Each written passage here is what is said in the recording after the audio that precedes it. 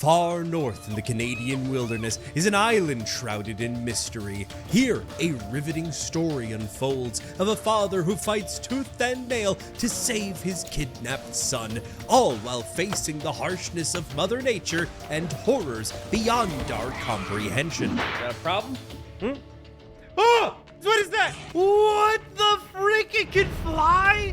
That's right, I'll be spending 100 days in the forest. And to set the stage, Timmy and I were cruising on a plane. He was just catching a snooze, holding his toy robot, so I tucked away his survival booklet, which is when the plane seemed to hit some turbulence and thus plummeted to the ground, resulting in a terrible crash. Before passing out though, I saw a red man lifting up Timmy before carrying him away. So without any further ado, let the show begin! I woke up a complete mess and doubted that anyone else survived besides Timmy and myself. I need to find him fast, so I slammed down some airplane food, looted supplies like soda, booze, a passenger manifest, some meds, and yanked an axe out of a lady's corpse like Excalibur, and thus hopped out into the forest, which seemed peaceful at first glance. Only small animals were around. Luggage was scattered all over, which held some more supplies that could come in handy, like cloth, batteries, electrical tape, some snacks, and for natural resources, some sticks and rocks might be useful, so I snatched them up. Not the berries though, these were very disgusting. At a nearby clearing, I did notice some skull totems, which I destroyed. In hindsight, probably not the best idea, but it did give me some basic supplies, plus cloth and booze for Molotovs. On a nearby cliff, I was able to get a better view of the region. There's a snowy mountain far away, and the ocean's right next to me, so I followed the coastline so as to not get lost, which led me to a shipwrecked yacht. So there are people on the island, besides those from the plane crash. I figured if any human was around, this would be the spot to check. And I did find someone, all right. Oh, what the No. No. Did you take Timmy? Where's Timmy? Tell me now! Not afraid to swing this thing. Ew. You want me to follow you, or what's going on? That did not sound very inviting.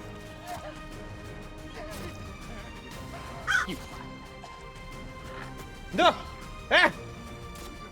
My aim is a bit off. To be fair, it's the first time I'm swinging an axe. I'm a businessman. Trying to save my son! I felt like I needed a rabies shot after that, but here I spotted many turtles on the shore, multiple dead sharks too, and more luggage, plus a grave where I found a cassette and a photo of the yacht from the year 1982. Oh, there's so many of them. Yeah, I don't think they like what I did to their friend. He started it. I'm out. I whipped up a simple spear to defend myself with before swimming on over to the boat under light rain, thinking this could be a safe shelter for now. Based on the magazine here, and this milk carton which highlights a missing kid, I assumed this vessel had been here for a long time. I pocketed another cassette and some money, and first then noticed the flippin' head placed neatly on the table next to some drawings of some strange pillars. Maybe this wasn't the safe haven that I was hoping for, but still, I took a look around and found a photo of a teddy bear and of a strange being with many legs, but I couldn't get through this locked door, which seemed to need a passkey of sorts. At least this place had snacks and an air canister, but most importantly, a good bed. Considering darkness was setting in fast and cannibals were roaming the shore, I quickly crafted a torch to stay warm on board and got some sleep, praying nothing would creep up on me.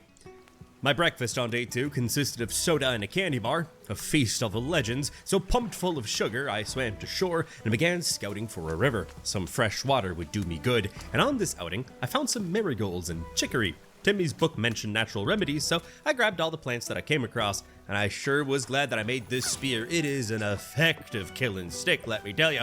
After fending off some of the cannibals at this tent, I was able to pick up a cooking pot, and to stay out of sight, I covered myself in mud. Easy camouflage. Further down the coast, there was this wooden tower which I climbed up on, and from there, I spotted flat beaches and a container far out in the distance. Maybe it would have some useful supplies, I thought, so I wandered on over, defended myself from people who called this place their home, and got to collect circuit boards from the cargo. There were quite a few. What I saw next seemed to be bungalows along the beach and a few smaller houses next to me. And despite some tents here, they seemed to be from the cannibals, and I did not stick around to figure out if they come back. No, sir. Thankfully, a large lake came into view, just what I wanted, but before setting up camp, I checked my surroundings, as another cannibal village was just up the hill. They have a flowing river down the middle, and a pet croc. He's kind of chill. Right here is also where I found some aloe vera, a good plant to heal wounds, but all this had me so sidetracked that I didn't notice the sun setting. So in a panic, I whipped out my torch, which lit a whole whopping 2 inches around me, and considering the moon didn't show itself and I had no shelter, I was terrified. I don't know where to go. Oh, this is scary. I got goosebumps. No! Okay, calm down. Calm down. Oh no, my torch went out. Oh, this is bad. I don't see anything. Oh, the moon is coming out a little bit. Oh my gosh. I still have goosebumps. Oh, I don't do well with scary stuff. I really don't. Back the way I came. Go back the way I came. I think I lost. You heard me! I am terrible with scary games, and if my distress and panic sounds entertaining to you, I got you covered, as I'm proud to announce the revival of the Crowmeda Backstage channel. And to kick things off, I've posted the whole Act 1 of Subnautica's Red Plague mod. And yes, the videos there are cam on. Oh, holy shit. Over there, I'll be posting 1 to 2 videos per week. Some will likely make my already debilitating heart break itself prematurely. Others will be series on classic franchises which I'm completely unspoiled on, like Half-Life, Fallout, BioShock, Dead Space, Resident Evil, just to name a few. So you'll be seeing my first impressions ever on some cult classics. That's Crowmeda Backstage, my lovelies. Links are down below, and I look forward to seeing y'all there for this brand new journey. Desperately, I slapped a basic shelter together but didn't have enough sticks and leaves, so in the darkness I went to look for those items, which is when I spotted lights amongst the trees, which was simultaneously a sign of hope and dread. What was that? No. Okay, fine. You. Oh my god, they're strong. Oh my god, they're strong. Oh my god, they're strong. I'm dead. No, where are you taking me? Bring me to Timmy! With a severe concussion, I opened my eyes and found myself in a damp cave, hanging upside down, but thankfully the idiots left my axe within reach, so I cut myself free and concluded I'm likely in their food locker. I do be looking like a snack, but besides the obvious, a passage was lit with candles, and at its entrance lied a dead construction worker of sorts. Very bizarre, but he won't be needing this unfinished map anymore. Not this compass either, or the meds, as I doubt aspirin will reverse his condition. But I did wonder who wrote this ominous note, which reads, "A jealous god punishes a parent's fault on their children." We agree that's creepy? Okay, we agree. That's great. What wasn't great is that for some reason I had the bright idea to head deeper into the cave system, thinking that was my way out. But based on the fact that it led me further down, that quickly seemed to not be the case. But despite reason and basic survival instincts, I continued, turning a blind eye to the warning signs all around me, focusing on the sound of flowing water and maniacal laughter. Oh! Cute. Absolutely bamboozled and having lost all sense of coordination, I had a floppy, intense fight with whatever the this thing was, and only barely survived, but that gave me some confidence, we can say. Yeah!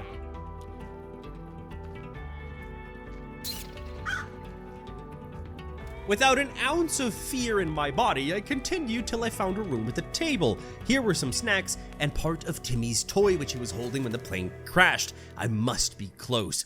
Blinded by my goal, I walked across wooden bridges, seemingly guiding me to another dicey skirmish with these pale cannibals. So I figured the best way to prep for these encounters is to whip up some mollies in case things got hairy.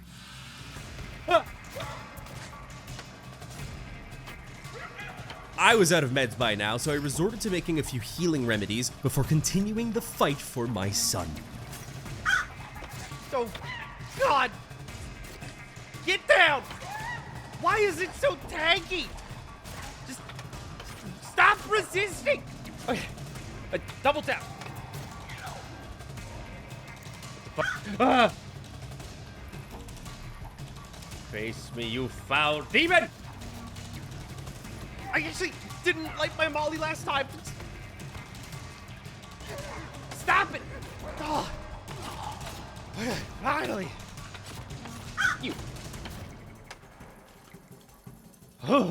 I reached a few new areas by climbing up some ropes, which had me question who were the people here before me. Somebody had to set these up, but that thought faded as I spotted a drawing from Timmy. It's him in the forest holding the hand of that red man. I am worried, but this does maybe mean that he's alive and not in immediate danger. I hoped. I gotta admit, I got kinda stuck, so I just washed off all this blood to prevent an infection and began tracing my steps back as I couldn't find an exit. I ended up busting open a wooden wall to get a piece of rope on the way, but two pale ones were waiting for me, which was simply too much to handle. So, here we can say that kicked off a new timeline, as I was tossed back to mid of day 2, meaning I have to regrind what I lost, trying to do everything like I did the first time around. The only difference was that I made a full shelter near where I died so I could save, and then got thrown back into the flesh pit, where I looted back everything up to Timmy's toy, and then took my leave, as the exit was exactly where I was hung upside down. This means that I was out of the cave during the daytime hours of my third day, and seemingly smack dab at a big village with tennis players practicing yoga who I think were on the plane. Based on all the corpse pieces thrown about, there must have been quite a party here, and I don't plan to be invited to the next one, so I quickly grabbed anything that I could get my hands on and ran for the hills as the wind picked up. My legs got me back to my shelter fast, thankfully, and I memorized the way, so I know where to keep looking for Timmy, but I need to gear up, and to do that, I need a base of operations. So I explored the area and found tents with many Bibles lying around.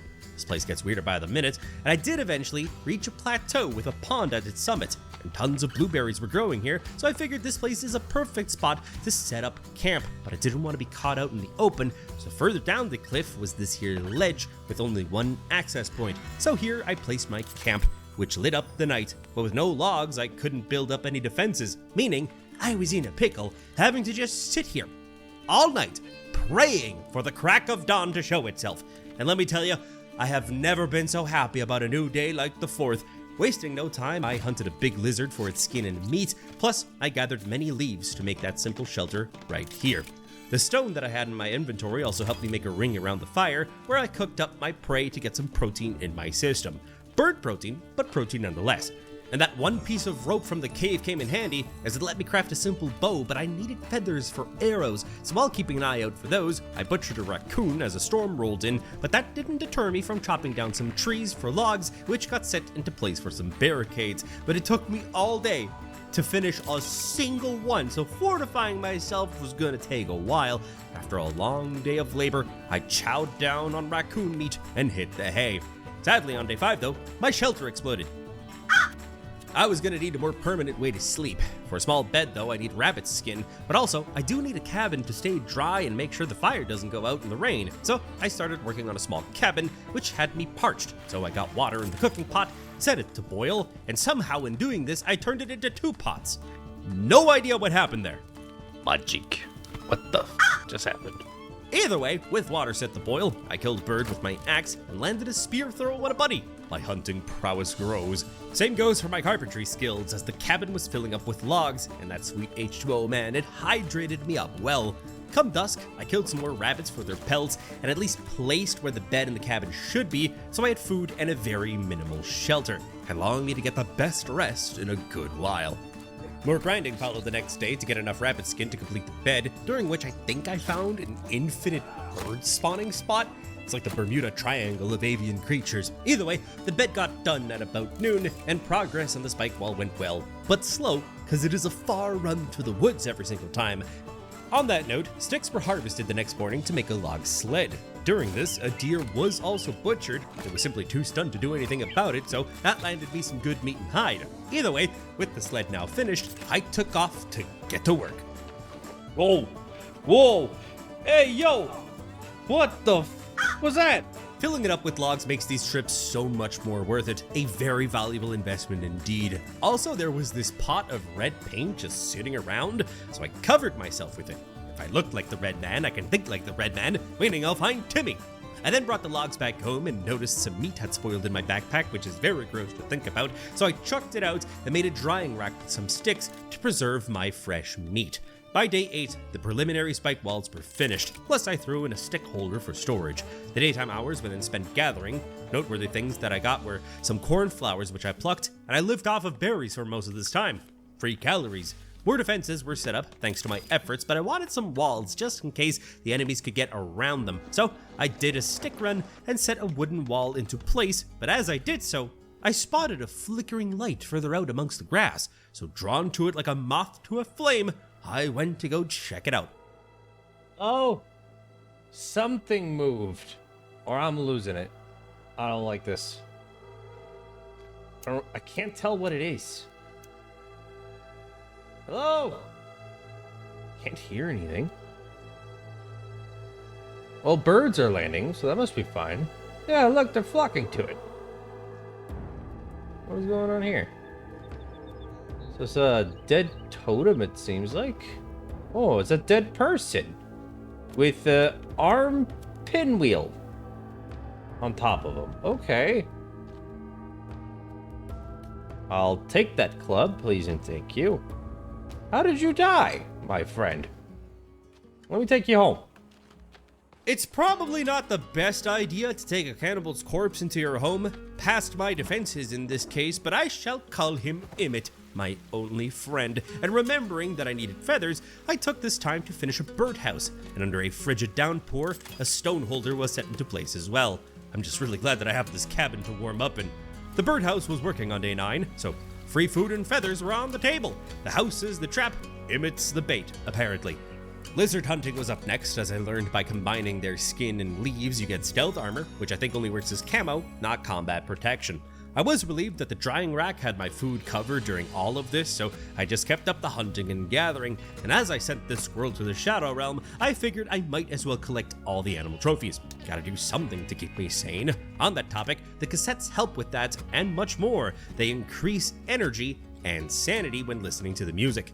Gear-wise, the skull club that I looted got improved. Some sap was used to glue teeth onto it, improving its damage, and I was also sure to add as many armor pieces to my frail skin, but what's missing is a source of healing items. That thought had me deciding that I wanted to set up a farm to grow aloe vera. I just had one seed at this time, which isn't enough by any standards, and mine are very low, so I collected rent from the birds, used their feathers to make arrows, set up a few skull torches at night, and got some rest, as on my 10th day here, I set out on an expedition to find some more of these aloe seeds. The rainbow in the sky made the place seem peaceful, but that, coupled with the fact that the last few days had been quite tame, I was lured into a false sense of security and didn't check my surroundings enough. Oh. Nope. Got a problem here? Friends ain't around no more, baby. Okay, well, if you do that, then maybe. You look like a head honcho kind of guy. Ah, yeah, friends are back. Okay. I want to see if y'all know how to swim. Whoop. Yeah, that's what I thought. It's okay.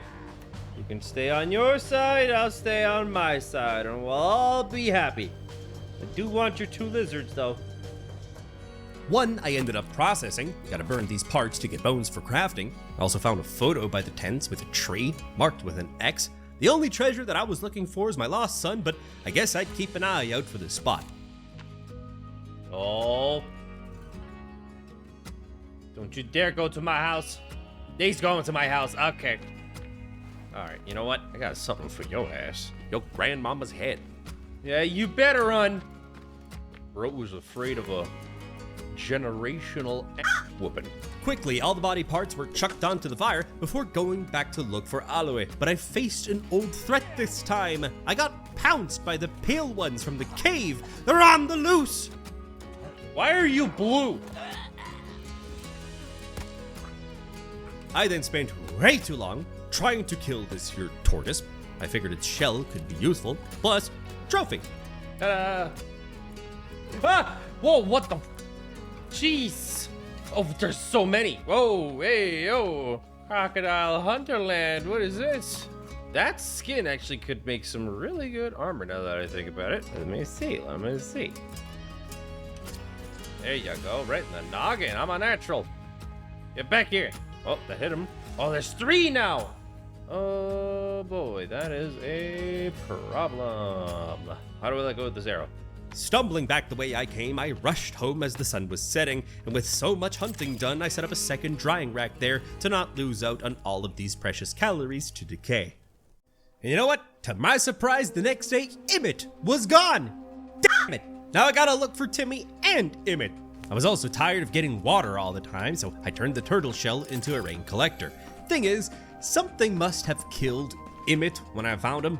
Either the pails or animals, I figured, so to be extra safe, I began setting up a zip line across the canyon here as an escape route, but it takes a lot of rope, each costing 7 cloth, which I cannot make myself, so I spent just enough to get it all set up, which took a long time, but it works like a charm. Quite fast, but it's a one-way ticket. I'm gonna want to set up a few of these going back and forth. Should I fight them, though, here at my base, I was gonna do it with this upgraded spear, using bones for more damage. Might as well make a repair tool should any of my defenses falter. Dry lizard was my fuel for day 12. That energy plus these 10 arrows helped me get the last hide for all of my armor slots. So as buffed as I figured I could be, I set out for that darn aloe yet again. And at the same spot where I kept getting attacked, I got corralled by 3 blues on an island. But good thing my bow solved that issue real quick. And well, I'm not gonna let these heads go to waste, Those skulls make really good lamps. One thing was certain, though, there's definitely more monsters and crazies around. They even interrupted me mid-fight with a crocodile, and all these fights led me to losing every single piece of armor on me, and all my meds got used up too, but I guess those items did their job. Plus, I did get the croc hide, which is actually 4 lizard skins, so I got some armor back. Plus the trophy, of course, but more important than all that was that I found aloe right here, so this trip was definitely worth it. I grabbed 2 total and ran back to base and arrived home at sundown. Rain poured on down day 13, but I got the skull just in time for another lamp, but you get it, I'm gonna need many more, so I'll just be a headhunter as of now. Another ledge further down would provide me enough space for farms, I figured. Since I got seeds now, I do want to make that, so I worked on a platform all day to hang over the ledge to reach the bottom. During this construction, though, I heard a scream nearby. Turns out, whatever the that is, it found me and it's running off, likely to report to more of its kind, so I have to hurry to defend myself. I did get the wooden part done, slapped a rope onto the edge, but sadly, as I used it, I fell off and hurt myself. Apparently, it didn't really reach over enough, so I had to dismantle it to fix it, which made me lose a whole day's worth of wood and my precious rope. Perfect. I'll have to start entirely from scratch. I was busy doing just that on day 14, but at one point I did add a feather to the axe to make it swing faster. I'd like to think it speeds up chopping trees, because these platforms need tons of wood, but I made sure to also dump stones into some extra walls up top, because I always filled my backpack up on the go. And more of the same was done on day 15. Getting wood and stone, making the walls and also the tower higher. I did have to kill a spider which popped up under a rock. I mean, there's enough scary shit on this island. I don't need this in my house. Either way, my last bits of cloth got turned into a new rope, with which I was able to climb on down, meaning finally, farmland had been obtained. So I chucked logs down there because I wanted to build a custom-sized plot. Also, by now, I had max lizard skin armor, but I still got a few more just to have some spares. By now, I also gained a smidge of confidence to go and attack the totems at a nearby cannibal village because I needed their skulls and cloth, and you know what? F*** 'em, I ate their blueberries too. Once I got back home, I was able to finish up that garden plot and dumped all of my seeds in it at random. And thankfully, growth here only takes time, not water. And the extra lights will help prevent me from falling into the darkness below. Apparently though, it wasn't enough light to see what I was making in my backpack, because instead of making health mixes, I made energy mixes, wasting my only 2 aloe. Don't worry, I'm just as disappointed as you are. 16 started with me just stealing some more cloth, and I did find a spare set of clothes while doing this, which is a very welcome addition to my wardrobe, but back to the task at hand, the cloth was being collected so I could make more rope for my zip lines. And word of my combat abilities seemed to have been traveling far and wide as some of the locals just refused to engage me in combat, which I was really happy about. In my search, though, I also noticed a cave by the river tents. The deafening silence and ominous vibes didn't make me feel welcome, but I had to be brave. I need to find Timmy, and considering that I'm stronger than I've ever have been at this moment, I'm ready for anything. Okay.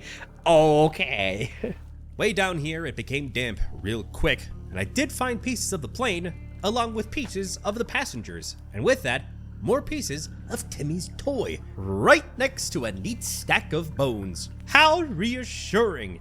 There was one part here that had a pool of water, but it was so dark in here I could barely reach the bottom. It also became too cold to continue searching, so I'll be back once I can use those air canisters to dive. A different path led me to a drop-off where I jumped on down. Sadly, I had no way of getting back out of this hole, so the only choice that I had was to continue forward. And by that, I mean further down. That's never caused us any problems before. Similar to last time, I made it to a mess hall of sorts. Tables with their favorite foods, along with the perfect tool for preparing these dishes, a chainsaw, along with fuel cans for it. I'm excited to use that, but first I gotta get out of here. So I went on to the next room, which seemed to be sort of flooded. So trekking through the shallows, I simply followed the dimly lit skulls in the distance. Where'd you go? Where'd you go? Where'd you go? The fuck?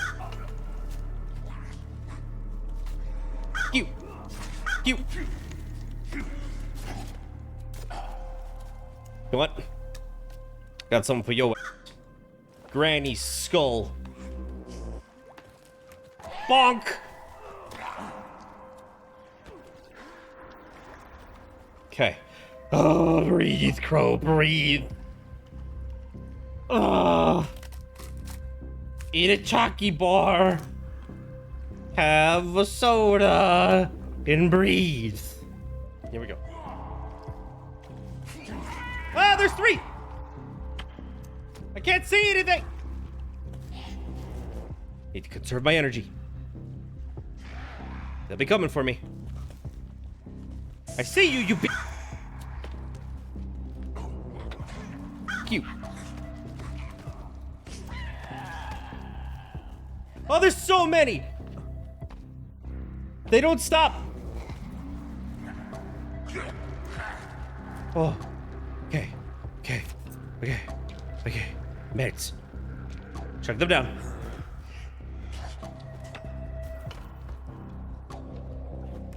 Okay, that's one down. I'm healing.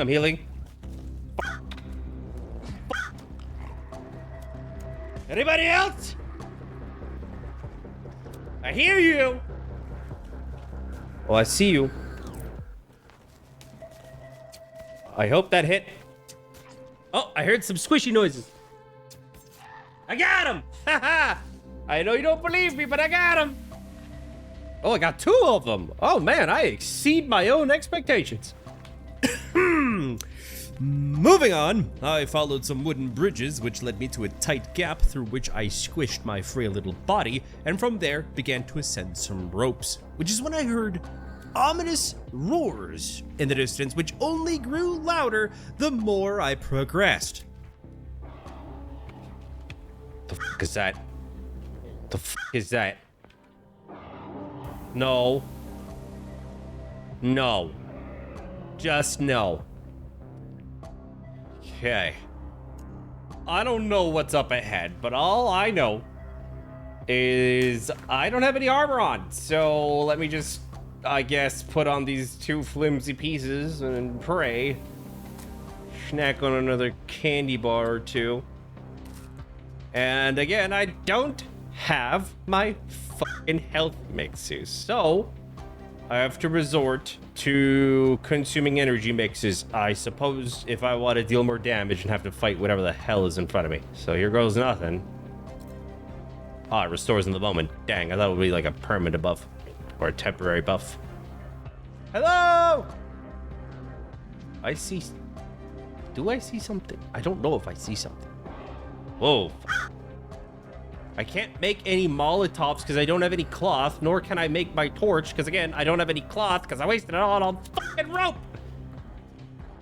Oh, I see something. It has a lot of appendages. I see you. I don't think it hurt me. Oh, I think I hit it. Oh God, I'm so terrified. Okay. Breathe, Crow, breathe. Oh! What is that? You. Oh, I'm dead. Wow. Oh, there were other enemies too. Hello? I'm back in the meat locker. Getting straight out of this place on day 17, I popped some pills and collected tons of cloth, which was just hung out to dry, like the hands and feet here. Kinda what I wanted, so I guess it's a win. I even found more fuel cans. Don't mind if I do. Some flares were also a very welcome surprise. With this place now picked clean, I was on my merry way back home, but as I was taking my leave, I found another drawing of Timmy with someone seemingly handing him a gun. He's creative, let's just put it at that. Let's not delve in that thought for too long. All in all, aside from basically dying, that wasn't a bad trip, as I could finally finish my second zip line. And you know, the farm was already bearing fruit, so I was able to snack on some blueberries, pick some coneflowers, and also, most importantly, loot just a smidge of aloe. Not a lot, but enough to make 2 health mix pluses. After admiring the chainsaw, which helped me get some more bones, I continued with some upkeep for the day. All the skulls that I brought home were also really nice, just what I needed to get this place lit up, even lighting up the intersection of the 2 zip lines across the canyon. So, day 18. This kicked off a grand construction and harvesting session. I wanted to build multiple log holders here on top, a place to store my lumber. But to make this many, I basically had to spend the entire day collecting sticks and shoving them into the blueprints. The holders continued to be built on day 19, and you know what? I decided might as well construct a stone wall around this. I don't want the cannibals breaking them after all and having me lose all my stuff.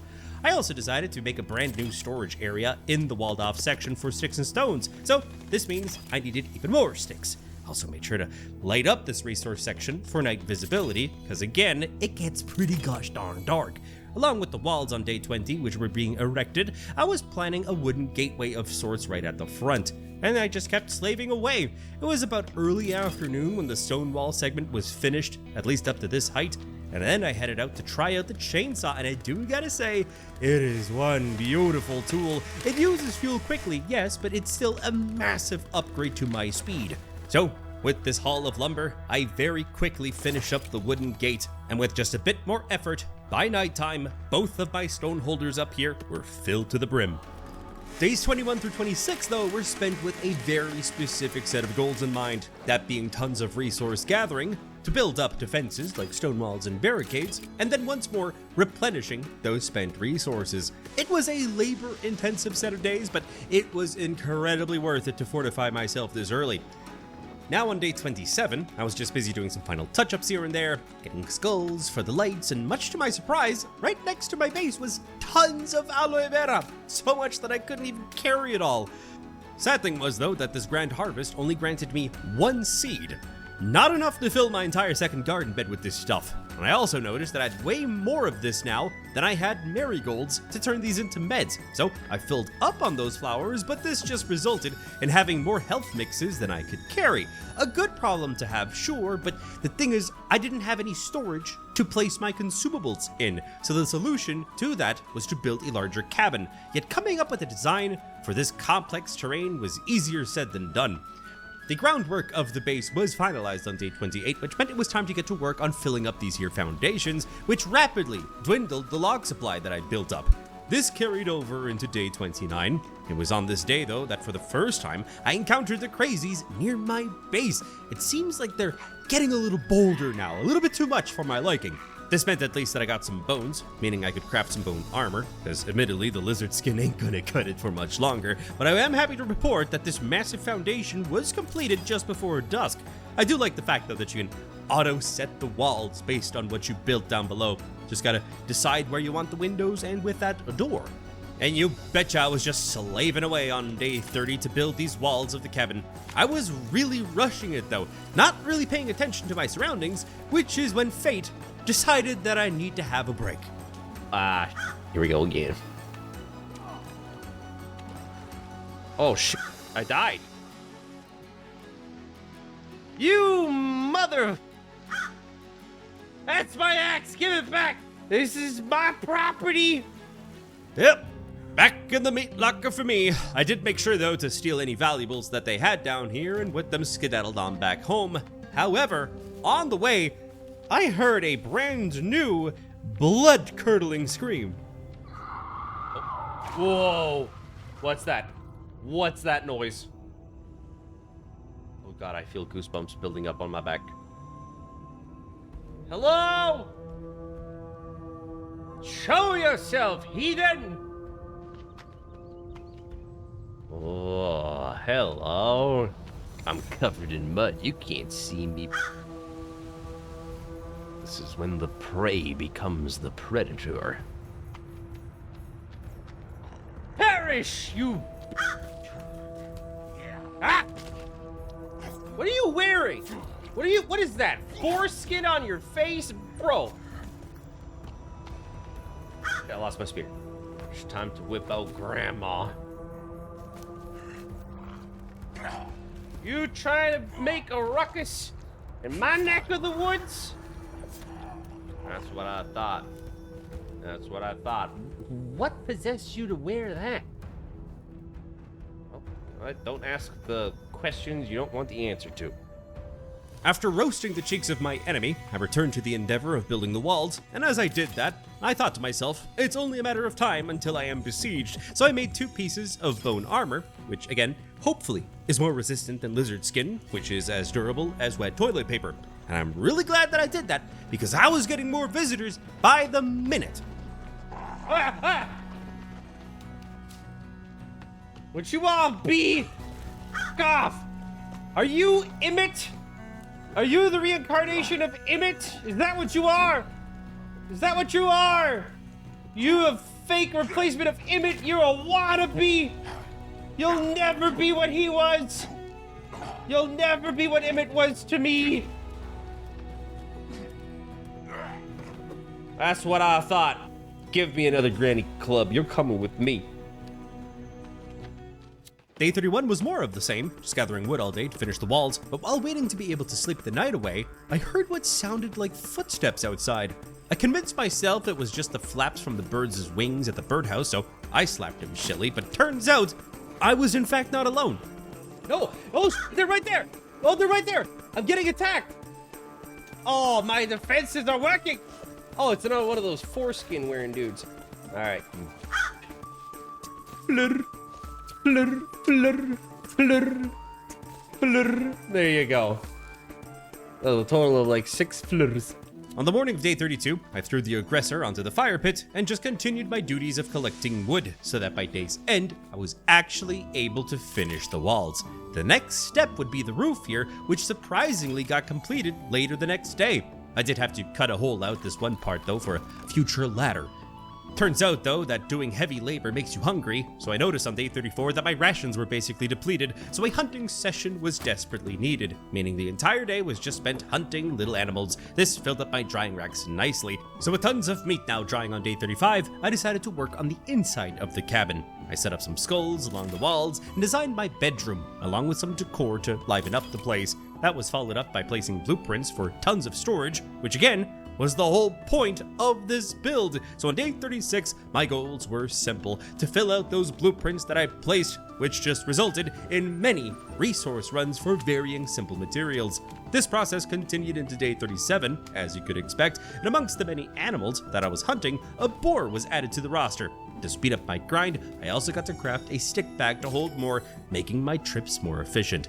This carried over into day 38, and we're just inching closer and closer to completion of the cabin's internals. With just a bit more effort on day 39, I finally got the last piece of deer hide that I needed.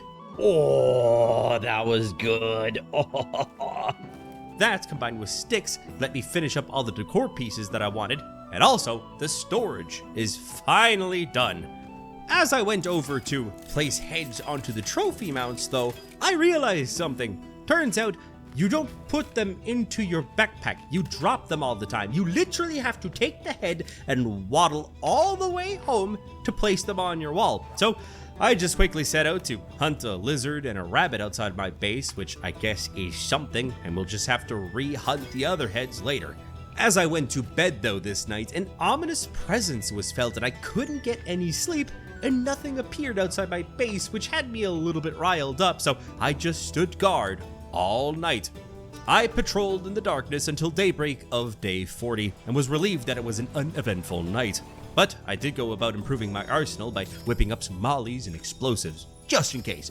With that wrapped up, I was off to raid for bones, and soon enough found myself surrounded on a rock, but joke's on them, I was hunting them anyways. So with them gathered up, I chopped them into itty little bits in order to cook them on the fire, but I accidentally destroyed the campfire at my base. In doing so, I must be losing it, or I'm a little bit too antsy to do this activity, so I decided to take a little break and went croc hunting. This was a successful expedition, and I even got its head mounted on the wall. And I figured, since I'm here, I might as well load up the armor rack with some lizard skin as a spare armor set should I need it.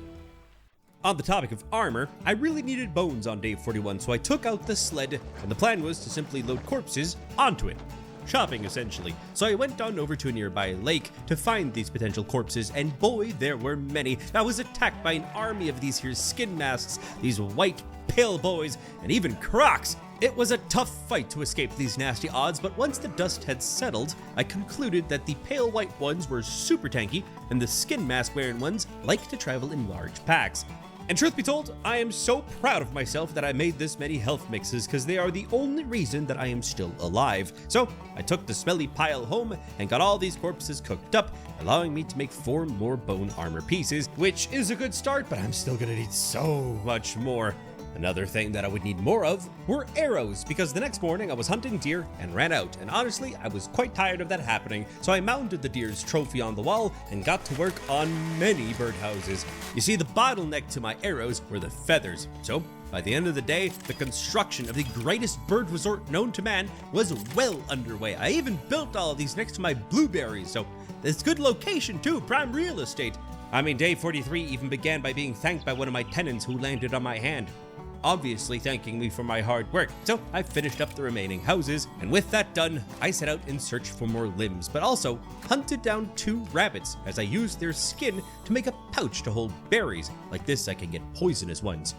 And as I got back home, I realized that I got way more feathers from this investment than I knew what to do with. I immediately made 30 of them, which is the max capacity at this point.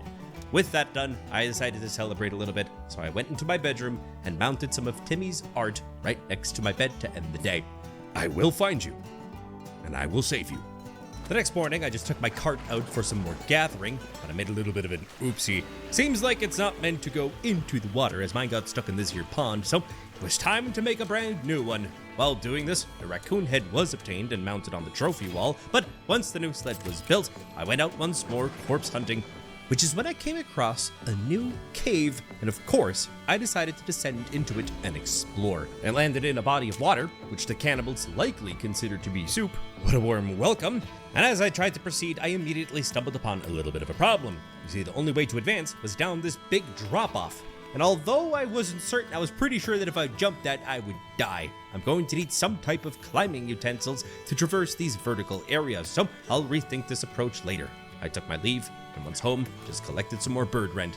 Day 45, and I was off to collect more bodies for their bones for my armor when I came across a giant pit with no clear way down. So I memorized the spot and continued the hunt for cannibals.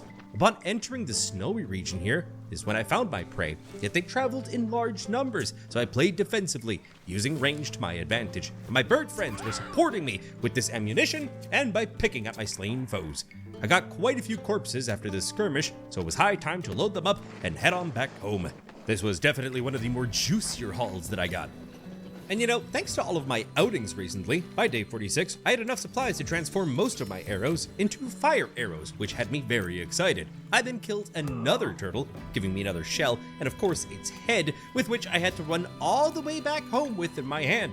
But of course, that is when tens of bodies, potential bodies, presented themselves to me. Yes, I was unable to harvest their calcium, as I was a man with a mission, and that was to mount this turtle head on my wall. To my knowledge, that is all of the animal trophies here, but we'll see if we encounter some more down the line. And since I was already home and some of the daytime had passed, I just stayed here and worked on some rabbit traps to get some passive fur and meals. By the next morning, these traps were finished, and another rain collector was slapped down by the bird bungalows to give them a little bath, which I drink from. It's sanitary, I swear. And I do gotta say, these traps worked like a charm. So, while they do their thing, I set out to collect another shell, and from there, I was back off to work on that bone grind. It was a very long hike to get back to the sled which I left behind, and as I began to search, I came across a village, which allowed me to gather more cloth, gasoline, meds, and hairspray. Very essential. Wonderful offerings. From here, I went to terrorize the beaches. I found some targets, which allowed me to test my fire arrows, and they are fantastic. And at some point or another during all of this confusion, they even began to attack each other, which honestly was freaking hilarious, but also incredibly beneficial to my survival. And the sad thing was that I started to do math, which is sad enough in its own right. However, it turns out the more skirmishes that I partook in hopes to get bones for bone armor just resulted in me losing more bone armor. And since the sled only carried 3 corpses at a time, I really needed a new approach to my engagements. And with how dark it was getting, I had to leave the sled behind again to run home in the dark, wet and afraid. After a bit of a refresh on day 48, I was back off to retrieve my corpses to bring them back home for that sweet calcium that I wanted to wear, but while trying to regain that bone armor that I lost, I noticed there was a hard limit on how many arrows that I could carry, so I went to harvest my bunnies, and with their skins made a quiver for more arrow storage. Thanks to this, and the rent, arrows would no longer be an issue. That was very clear. And the armor department is where things were lacking though, because after all was said and done, I was only up 1 more armor piece than I was before, so defiantly, I needed to come up with an actual strategy. And I began to cook one up in my neurons, but before I could make that happen, supplies were needed. In the morning of day 49, I set out to find the perfect spot for a second base of operations. This one's design would be specifically for bone harvesting. At this cave opening nearby, it was very clear that it was a high transit area for cannibals, so I was going to build right here to trap them on arrival, and I was rapidly losing my armor that I worked so hard for just trying to set things up.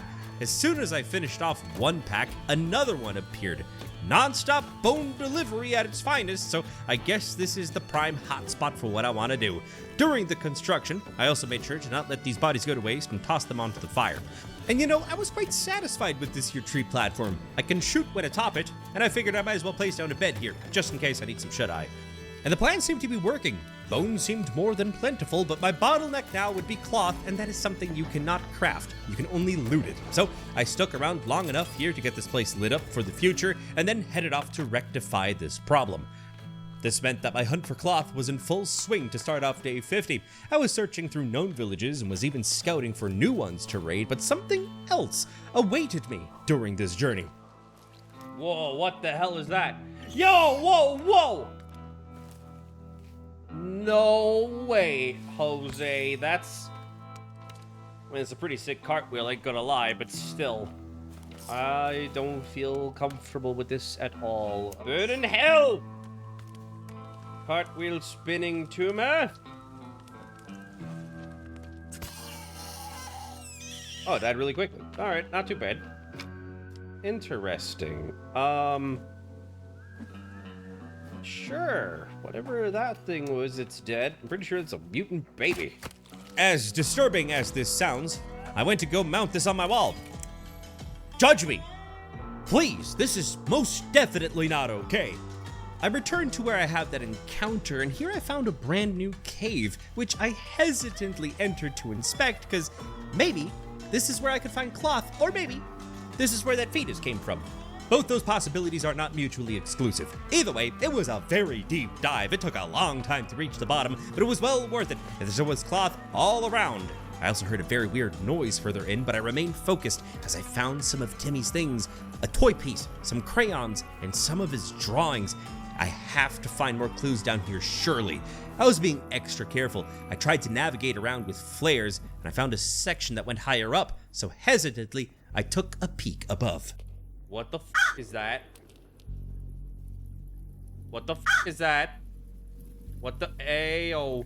Is that one of those phalange things again? Oh, fucking hell, Timmy. I love you so much that I will face my fears against all odds to find you, my boy. Here goes nothing. I can still escape if I have to. Ew! I've seen your cousin before. I got him! Oh, he's twirling. Oh, he's twirling. He doesn't know what to do. As long as I stay out of sight, I should be fine. Oh, almost got that. Almost got that. I came prepared. It's just painful that each of these shots is a piece of cloth. There you go, buddy. Yeah, I'm keeping up the pressure. Keep up the pressure. I am not wearing my good armor for this. Boom. I'm just keeping my distance. Keeping my distance. Ah! Ah! This shit, I'm out. I think I see a head that was not there before. Yeah, there's definitely cannibals there that weren't there before. Oh, actually hit him! Lucky shot, but you know what? I'll take that. What else can I do? What else can I do? Molly! This time, I will remember to light it. Yeet! Have you seen your friend? The mutated one? He better be dead. He's not howling anymore like a cow. I don't want to come past this point, so I'll just use this to my advantage and fling some of these arrows. Oh, that fire lit up the room there real nice, too. Yeah. Ah, all you want. I have fire! Well, you get down from there. Yo! I hear nor see any signs of life. Therefore, I declare myself the victor. I have no idea where the monster went. Probably for the better. I do wish, though, that I could have seen it up close, because now I'm worried that it ran away. I took note of this here crucified man, next to some suitcases which I looted cloth from, and hesitantly I searched for my slain nemesis in the area, yet he was nowhere to be found, which is very, very worrisome. I advanced further and reached a more open space with tons of cash and seemingly a group of people who were camped out here but had been disemboweled. Designer watches and meds were plentiful, and one of these corpses had a katana lodged inside of him, a perfect killing tool, don't mind if I do. This item alone made this descent worth it enough, but I even found a flashlight. Thank God! I've been looking for one of these for so long! So yeah, everything considered, this was a fantastic dive into the abyss. I came in with lizard armor and didn't even lose a single piece. Tactics pay off, I guess. I returned to where I fought that abomination with many arms and checked the back of the pond. Here, I found a spot which I think is its nest. Not that I think they need them, but I followed a path behind it, which was treacherous, but it led me to pieces, seemingly from the airplane. Next thing I knew, though, I was surrounded by bats and Bibles, along with tons of luggage and many crates. I ain't gonna lie, though, the winding passages down here had me just a little bit lost. Yet, I did find new passages, and with that, new items, like this icon of Jesus, which raised a lot of questions, but everything considered, I totally get it. Despite my fears, though, I proceeded past more barricades towards monstrous roars and against my survival instincts. Moving forward into day 51, I was just snooping about, peeking corners as I looked for the best way to advance, which was not performed very skillfully, but at least this katana is very powerful to make up for my mistakes. What the fuck? Hello? Excuse me? It's in the walls. Ha! Gotcha. I got more where those came from. You Are there two of them? Ah! You.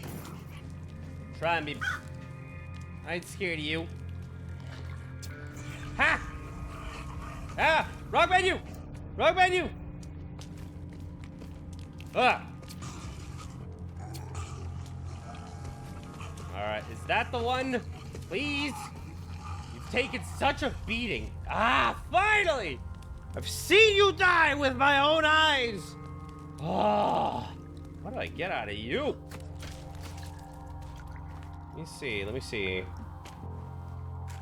Ooh. Oh, there we go. Free armor, baby. Well, I mean, I wouldn't call it free, but still. That's pretty sweet. I mean, I earned it. Smaller encounters were dealt with thanks to my trusty new weapon, but I was not expecting to find more of these religious tents all the way down here. They were, however, stocked with cloth, which was amazing, and one also had a picture with a patch of grass marked with an X, which I couldn't pick up, so I guess I just gotta memorize this location into my noggin. I did get very distracted though at this caved off section because I heard a lot of muffled sounds around but saw nothing, which had me on my toes. Despite this though, I pressed on. Deeper into the caverns I went in search for my boy. And I know it's incredibly dark here, but trust me when I say there are tons of mutant babies right in front of me, but thanks to my bow and arrow, it was like shooting fish in a barrel. Here's also where I found an old newspaper article about missing children, which made me think that the mysteries of this island must go way back. Countless enemies then fell before me in the darkness at the swing of my blade as I continued to make my way through these depths. I did stumble upon a point that did look familiar, so from here I started to trace back my steps and found out that these caverns seem to be intertwined, connected, or at least that's what it feels like. Finally, I was able to exit the cave, noticing that it was already very late in the evening, so I ran all the way back home to warm up and have a good night's sleep. The next morning, I got to finishing the bed on the treehouse and then set up traps in the surrounding areas to bring my plan into fruition, which was just to make a massive bone grinder. A pack of guinea pigs then showed up, so it was the perfect time to test out my grand new inventions. I don't know how this pitfall trap works, but... Ow! Dang it! They're smarter than me! Yep, at least not all the traps were being used against me, and some traps, which weren't even really traps, were working in my favor because they kept running into my burning bonfire. Slowly but surely, my grand plan was working though. I was filling up on bone armor rapidly, and I even got a third trap set into place by dusk. So, now feeling more confident than ever in my capabilities, I decided to camp out right here through the night, despite the high possibility that dangers could arise from the darkness. And well, to my surprise, I woke up on day 53 completely unharmed. I did not expect that to go so well, so I just got to work gathering up sticks because these traps require a lot of them to be either built or reset. Trust me though, this will all be worth it in the end to get that sweet, sweet calcium. I need that bone armor on tap, you know. The whole morning was just spent building these traps and just basking in the glory of this system. All of them were performing splendidly, each one triggering funnier than the last. After the greatest barbecue on this side of the Mississippi, I figured it was time to get comfy, so I set up a rain collector right here at this camp for my prolonged bone sessions.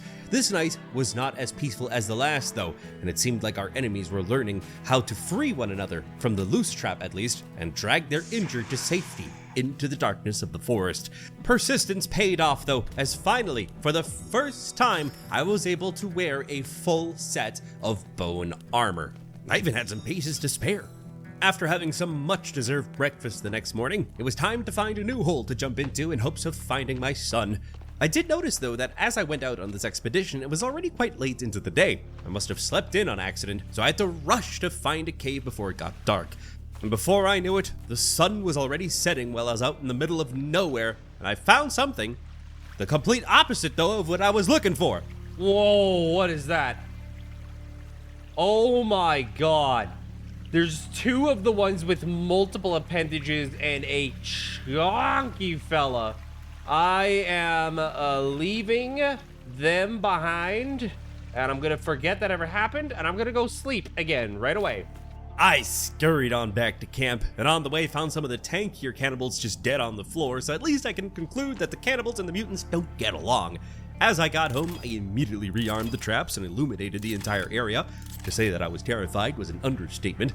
But at least it wasn't the mutants that surrounded me at night, it was the cannibals. It was just a lot of them. They were trying their best to get to me, but I kept slinging on arrows from the high ground. It was a night of constant fighting, as they just kept coming in one after another, round after round. And after all was said and done, I had more bones than I had cloth, which was a good problem to have, but a problem nonetheless.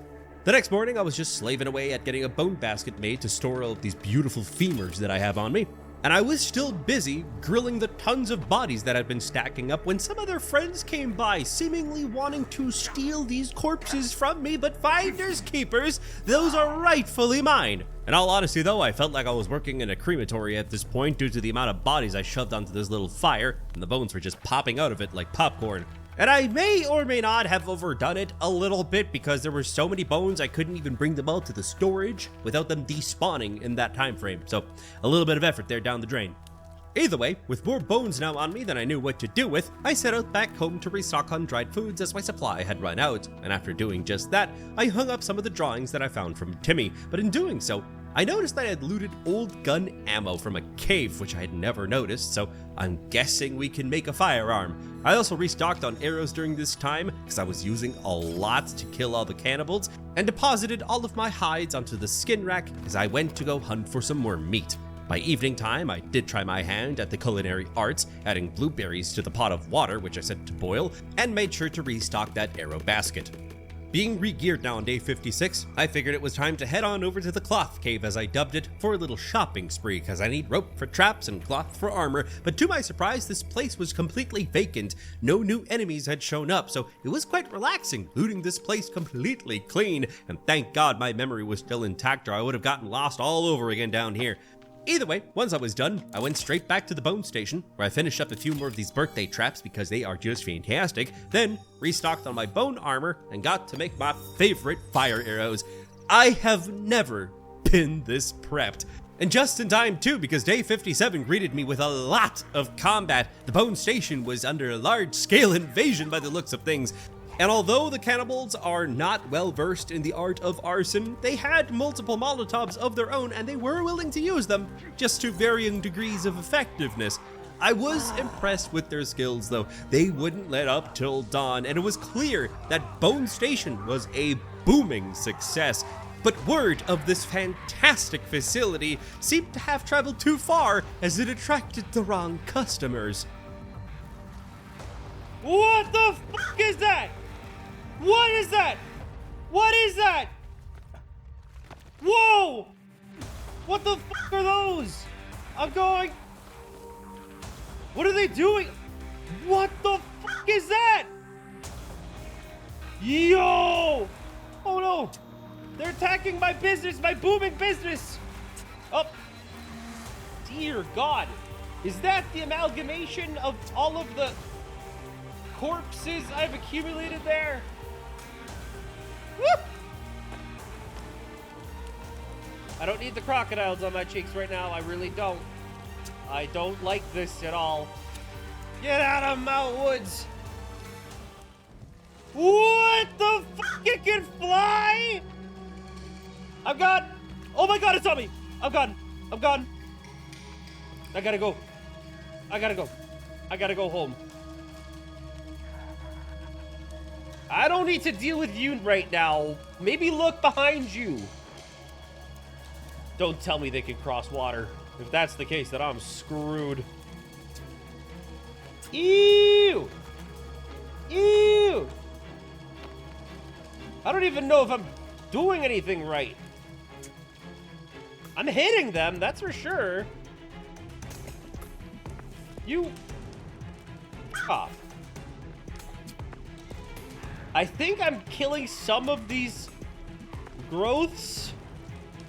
It just looks like leeches. They seem to be writhing in pain though. They don't really know what to do with the terrain and with my fire. Alright, you... Oh God. The thing is, I don't think I can outrun this thing. It does not want to cross right here though. He looks to be slightly reddish though. I think I've been doing a number on him with all the burn. I would hope so, at least. Alright, well, I don't know what's going on, but I got arrows for days, okay? I collected my feather rent, and I'm just gonna be flinging arrows at you because the individual little slugs don't seem to resist much, and I've wasted a lot of fire arrows on this, which I shouldn't have. because they seem to die by 1 arrow each. Oh, nice. See that? Like 1 each. Oh, my arrows are gone. Let me fix that. All right. My arrows are plenty, and my aim is true. It's better be worth it. Ew! Whoa! Whoa, what the hell was that? He's unlocking new forms as it goes. Boom. Boom.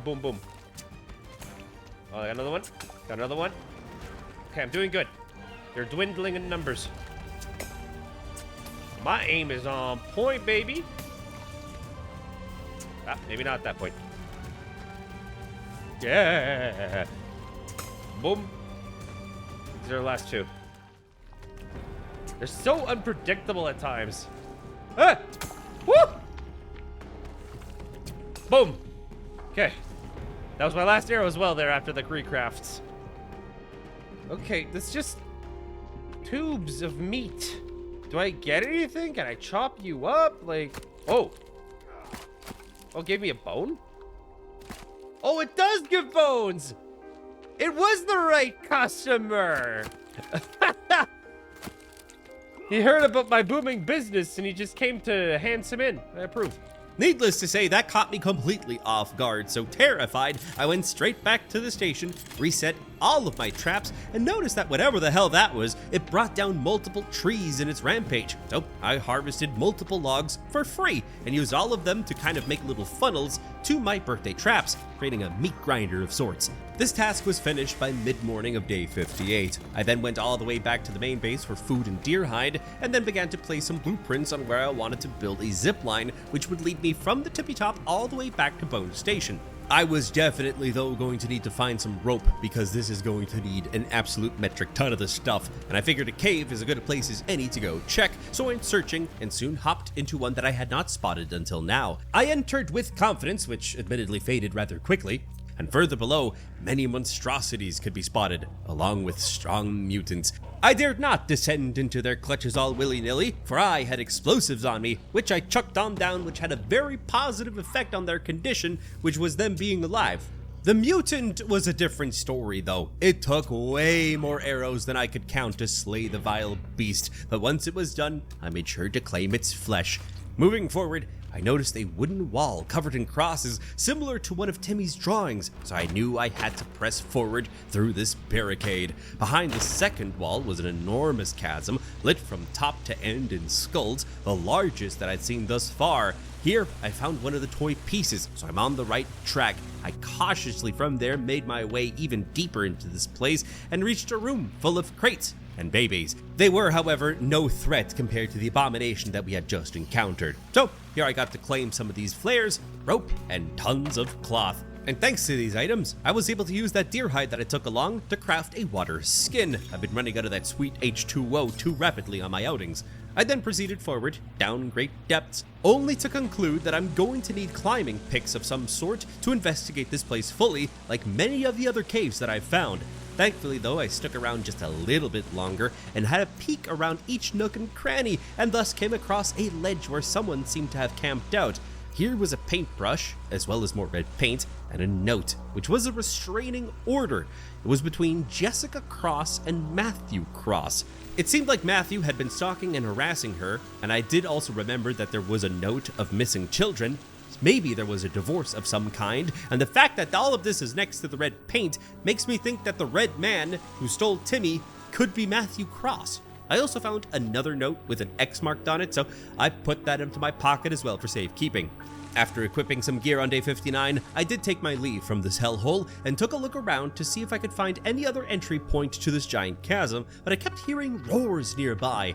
I did find a cave entrance, which could be suitable, but I wanted to be sure that I would be safe before entering. Kinda had to clear my rear, as I was constantly being harassed by attackers. They just wouldn't stop piling on me, and not to mention, I also found the source of the roars, that being a mutant with tons of arms, one with spider-like legs and a very big beefy boy. So with some quick thinking, I concluded I'm probably safer inside the cave, so I skedaddled on down. Multiple ropes were used to descend, and at the bottom, I reached a pond. This cave seemed to have multiple devices throughout that provided light, which was very helpful, and I was being tactful about my advance. I used range to my advantage before proceeding around corners, yet here too, I found signs that someone had been camping on this island before my arrival and not too long ago.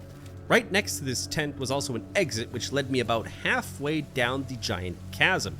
Trailing along the ledge, I found another campsite where I found another X-marked photo at a tree, which I think I actually recognize. Holding on to that, I checked down into the bottom of the pit where I noticed a crashed helicopter, and wanting to reach it, I squeezed through yet another opening to continue my exploration in the darkness. I'm ever so glad though that torches exist. They are such a big help. Not sure what I would do without them. These passages led me yet to another big opening with water at the bottom, where I found a tape called Opening the Artifact. I'll only be able to first check its contents though once I find a camcorder to play it on. After swimming through some more water and climbing up another rope and killing even more babies, I finally, thanks to the light devices, found the oh so desired climbing pick. I've been waiting for this moment. Using this, I am now able to scale up vertical surfaces with great ease, and combo that with the fact that the katana and bone armor let me mow down waves of enemies like it's nothing. My confidence in my capabilities was rising quickly. I was then able to escape this cavern, safe and sound, and noticed it was already night out and that I popped out exactly next to Bone Station, which had me incredibly relieved and also incredibly confused. On the morning of day 60, I had another look at that photo with that tree which looked familiar, and traced back my steps to the area from my first few days on the island. And it was true. This is in fact the right tree, and there's a suspicious mound right on the ground here, which seemed to require some explosives, so I hesitated not. With my ears ringing, I looted some more old ammo and a piece of an old gun, so I guess I'm making a musket. And you know, this trip did have me right next to the old yacht, so I hopped on board and grabbed some batteries because the flashlight kept running out, and also figured I might as well take a shark head back home. But on my trek back with it, I came across a new cave near the containers which I had not noticed before, so I left the shark head outside and popped straight in. Right at the start, there was a tent and a cassette called Megan's Arrival among some more documents. Further below, though, more maniacal laughter could be heard, and not to toot my own horn or anything, but being able to land headshots with this bow to just kill them outright is incredibly satisfying. Past another wooden wall and its passage behind it lied a massive pit filled with corpses, babies, and an arms mutant which for some reason was blue. So I did what any reasonable man would do, which was to construct improvised explosives with minimal experience and just chuck them on down at it while it was stuck. But even 2 of these was not enough to kill it, which made me think this could be a stronger version. So I just began to fling my favorite arrows at the fiend. The babies were also dealt with skillful shots into the darkness, but after what felt like an eternity, the mother finally fell, which let me claim its skin as armor. Here I proceeded to check out this gruesome sight, and amongst it all, I found that camcorder that I wanted, along with a keycard from a company known as Sahara. There are also more passages to explore down here, so exploring I did, which had me stumbling upon a crate with dynamite. Don't mind if I do. It didn't seem like the residents of the depths appreciated though me taking what they saw as theirs, as they started to arrive in droves. Fighting off the hordes of evil took an extended amount of time, but once the coast was finally clear, I tried to use the dynamite to clear out paths in the caves. It looks like it's possible, but I hadn't had any success in this particular area. So I continued on forward, and it became very obvious that another item that I need to explore some passages would be a rebreather. I have the oxygen tanks, but no way to suck on them. So that is a very key item that I need to go find. By the time I finally stumbled out of this cavern, it was already day 61, and from here I made my way towards the yacht again, hoping that the keycard that I got could open that one door. But on the way I got distracted because you see I have this berry pouch and was using it to collect some snowberries, and after that went deeper into the forest looking for the red ones, hoping that somehow I could make a poison for my weapons. But this had me finding another cave. In order to not get sidetracked though, I popped on over to the yacht first, because these 2 places were super close to each other, but sadly, this keycard didn't do the trick. I'll just have to keep looking. Fact of the matter though was that I didn't have enough rations to go into this new cave, so I made the quick decision to grab the only remaining shark head on the coast and headed on home with it. I needed to stock up on protein after all, so I'll be back. Thankfully, I made it home safe and sound, so I was able to mount that shark head on my trophy wall, fill up my pockets with more dried meat, and filled my new water skin. And with the supplies in hand, on day 62, I went to go pillage the main cannibal village. Not for the bits of loot, surprisingly. I intended to go into this cave by my own choice this time, not because they dragged me on into it like a piece of meat. You see, some of the passageways are still quite empty since my last visit. However, there are new passages that I still need to explore, and I'm as ready as I'm ever going to be to face this place without dying. And you know, this dungeon dive was actually going quite well. I didn't encounter much resistance until I found a room filled with baby mutants and, of course, the cherry on top, a leg monster. Pray for me, I guess. Ah, fuck, and it's got children. Ah, why are you so fast? Okay, wait a minute. Wait a minute, I got something for your ass. It's fire! Nice and easy move. I know you're a little bit blind. Oh, I'm blind there for a sec. Easy does it. Easy does it. There you are, mama. You're not too bad. You're not so bad. Ah! Oh, she did not like that. She did not like that. Oh, that took away so much. I can't see anything. Ah!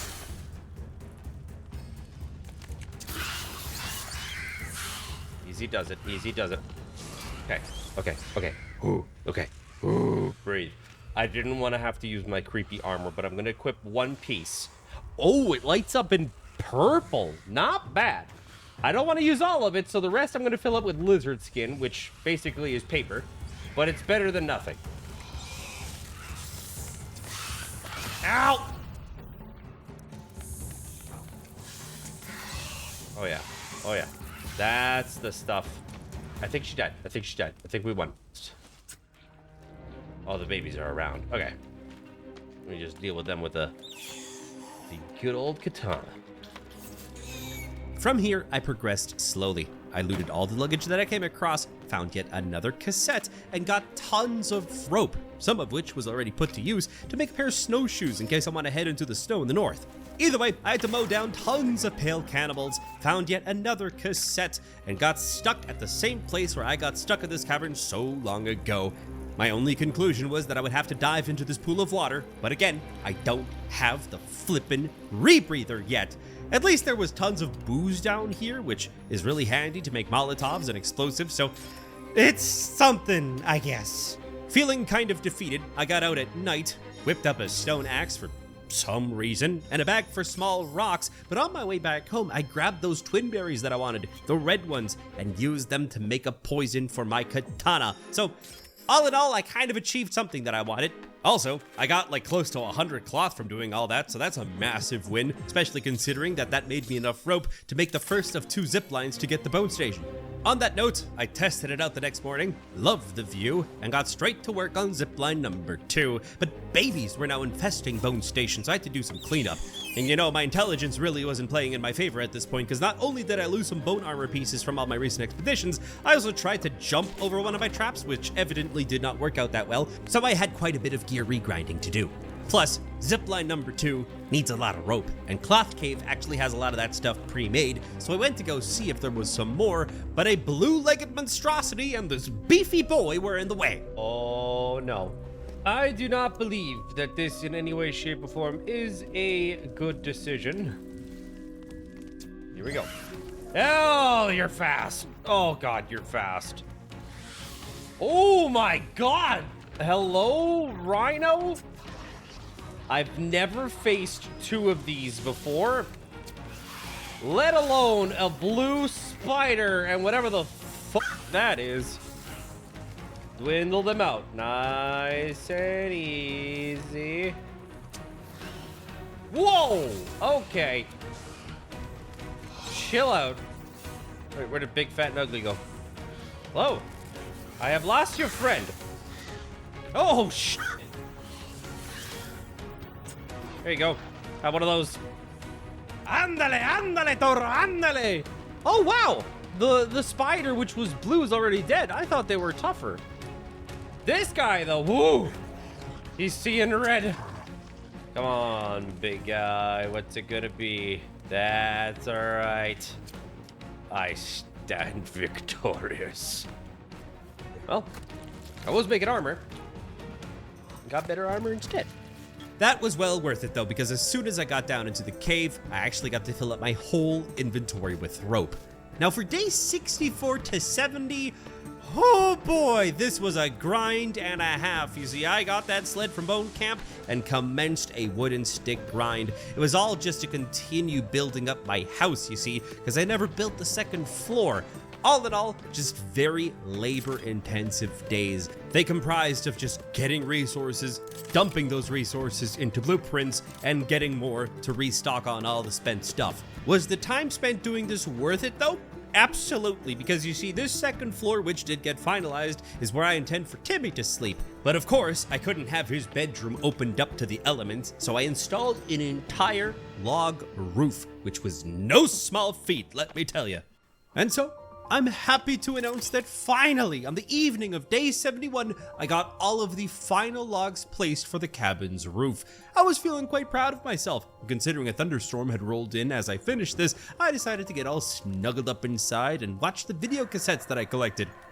The first recording is called Opening the Artifact. We see a security guard with a kid and a freaky pyramid of sorts that opens up with a pedestal inside. As for the second, it's called Megan's Arrival. We see a girl arriving in a helicopter hooked up to IV and oxygen, so likely very sick, and she's pointing to a structure outside. I'ma keep it a buck with y'all, that gave me more questions than answers about what the heck is going on this island.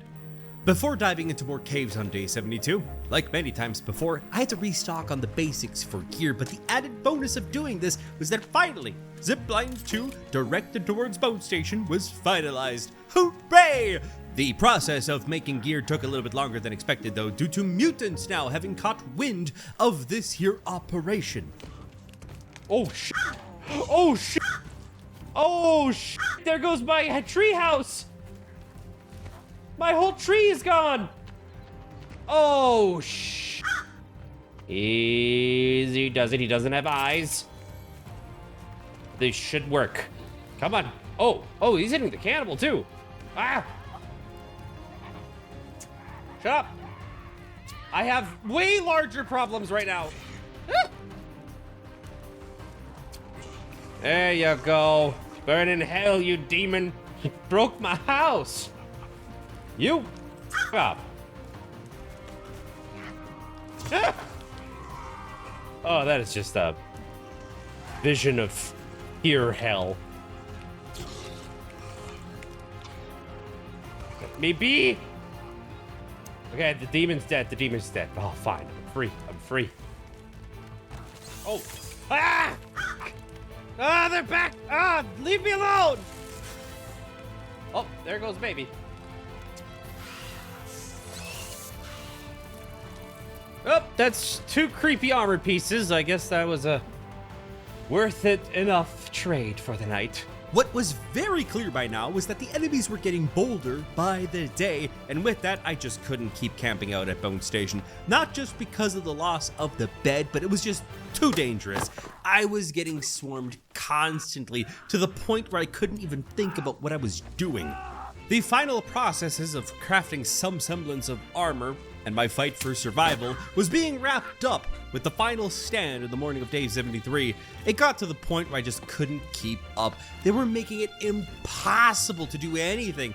It was just constant bloodshed, and it was clear that they were the ones reclaiming this land. I didn't stand a chance, so I grabbed a body for the road and left them to their own devices, falling back to main base.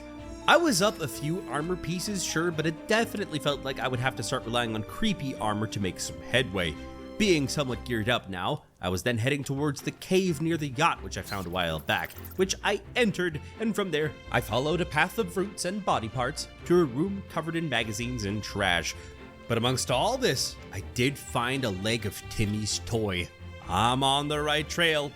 I've said that many times before, though.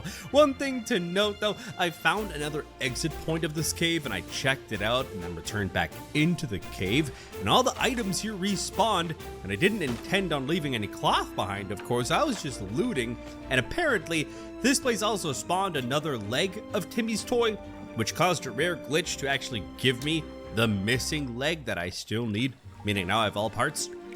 Let me know if something like this has happened to you, because that's kind of strange. I explored deeper and found another wall of crosses and a picture from Timmy, which looked like a depiction of the pit, so I'm assuming that's possibly where the red man took him. My only choice now, though, is to see this exploration through for more signs of life. I even resorted to burning bodies on the go to keep up my armor. All this effort, though, was worth it, as I found another rope, which led into pure darkness, so stealing my resolve, I descended on downwards and arrived in a cavern where water echoed off of the walls. Thank God, though, that this is the precise location where a skeleton bestowed upon me the Rebreather. Finally! I slapped this thing on day 74 and made my way into the waters, exploring the depths for the first time. This passage allowed me to advance to another room where I quickly had to warm myself, as these waters are actually quite frigid. But here, after killing some babies, I got to load up on a few more air canisters. Moving on from there through dark waters, I reached another segment which had a mysterious door similar in design to the artifact which opened up in one of those recordings. And by placing some weight onto this here pedestal, I was actually able to open it. And I asked myself, who the hell built this and for what purpose? Even more interesting was that on the other side, I found corpses which seemed to be praying to a wall covered in crosses and a strange portrait which just raised way more questions than my brain could process. They seem to have set up a camp down here too, so I picked up one of their Bibles and a book called Beneath the Limestone. Something tells me that they came looking for something and found horrors beyond their wildest nightmares. I also found a rusted axe and a portrait of Legsy. I then continued to follow the waterways, seeking a way out, and as I was taking my leave, I came across someone's campfire and a photo of another treasure spot, seeming to be under a cannibal hut. Either way, the exit was submerged, and it was a very tight fit between a crack, which gave opening to a lake filled with geese. The breath of fresh air was really nice, but considering that I was already on a roll on wrapping up loose ends, I returned to the chasm cave because I had the climbing axe. I could finish my exploration of this cave, so I descended into its depths and found a photo of one of the mutants, and right after, followed tennis balls like breadcrumbs which were laid out along a watery path, which just led me to another leg monster, which took quite the punishment to go down. I flung so many fire arrows into this bad boy, but once it was put to rest, more creepy armor was mine, along with a tennis racket. I just need one more to play tennis with Timmy. It's not like we're gonna get off of this island anytime soon. We gotta keep ourselves occupied somehow. After some more snooping around on day 75, I found only another place to go even deeper into this hellhole, and I was too far to stop now, so I advanced. And I was so giddy with excitement to find my boy Timmy that I slipped and fell into a pool below, nearly losing my life. And with enemies nearby, I hid myself to heal up first. I did take note, though, that there were structures here similar to that one gate that I'd seen a while back. After clearing the path before me, I traversed various passageways and checked every nook and cranny that I came across. At a campsite, I found a picture of a cave entrance, which I did not recognize. And, well, from there, one thing led to another, and I found myself in a wet cavern in a dance-off against 2 spider mutants, multiple cannibals, and way too many mutated babies to count. The fighting was so relentless and intense that I had no choice but to equip all 6 of my creepy armor pieces to stay alive. Definitely one of the toughest battles that I had in this entire adventure, but once the dust had finally settled, I tried to check the passageways that connected to this location, but still, down every hallway, came across more hordes of evil. I had to resort to all sorts of tactics to get some sort of leverage down here. I did end up finding some more red paint and a note that reads, "She's not dead, she's sleeping," next to some cave paintings. Who's not dead yet? Megan? The mystery grows, I suppose. More bone armor constantly was being whipped up on the fly as time moved on, and down one passageway later on, with scribbled notes, I found a tape labeled side effects. Looks like strange lab tests were being performed on people, and I questioned if all of the people here, or at least the scientists, were from this Sahara organization. Blasting my way through a wall, and with that into day 76, I came across more monstrous roars and mysterious doors. 2 armed mutants were guarding it, but I got them perfectly lured to a spot where explosives were quite effective. Once the coast was clear, I did try to get that creepy armor, but only got one because the other one got kind of blown to a mist of red dust. I then opened the mysterious gate in peace, which is when I was welcomed by a pack of armor on legs, but once they were dealt with, I followed the path along, which led me directly to a second mysterious gate, past which was a bridge lit by hanging skulls, and after another long winding pathway, I found yet a third gate, and I had no way to open it as I was out of rocks, so I traced back my steps, found the leg which I was actually missing from Timmy's toy, then got some stones, and with these got that third gate opened, which granted me access to the bottom of the ginormous pit, which had the hairs on the back of my neck standing straight on up. I did, however, cautiously inspect that crashed helicopter, which I saw so long ago, which got me a machete, but considering there was a pile of dead cannibals around the corner, I ran back from whence I came. Something was off about that place, so I went to wrap up the cave's remaining paths. 77 began with a deep dive into an unexplored sunken area, which brought me to a campsite which had been decimated, but here I found old gun ammo, as well as a modern bow and arrows for it. Golly, Christmas came early for ya, boy. It's what I've always wanted.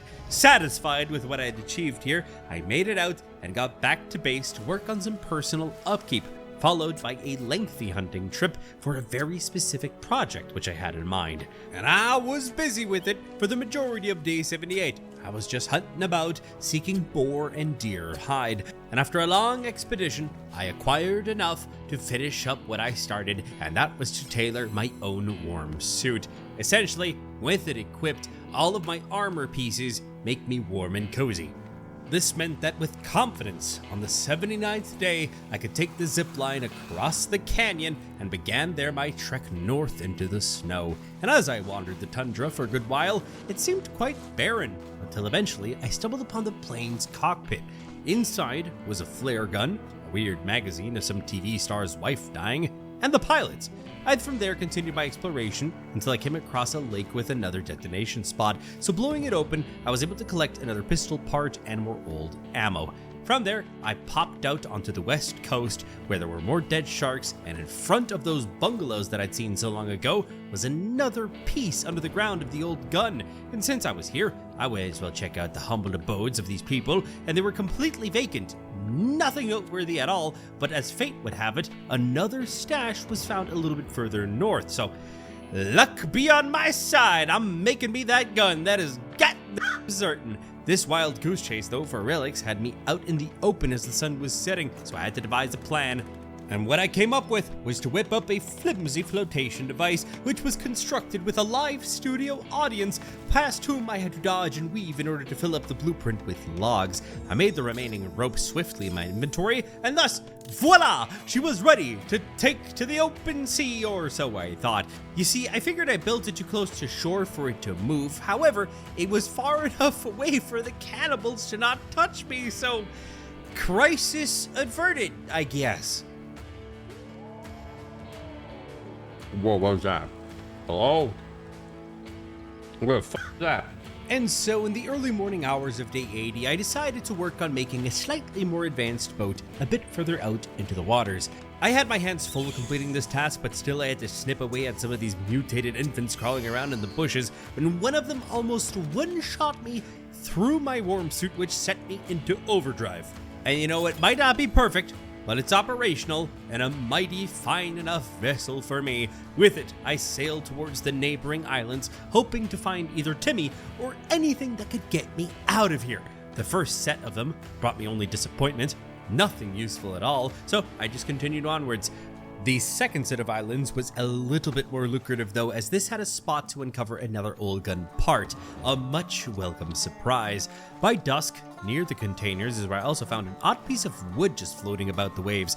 I dove on down to investigate what it was, and it seemed to be just a tied down piece of wood, but following that rope, I was able to enter a new ocean cave.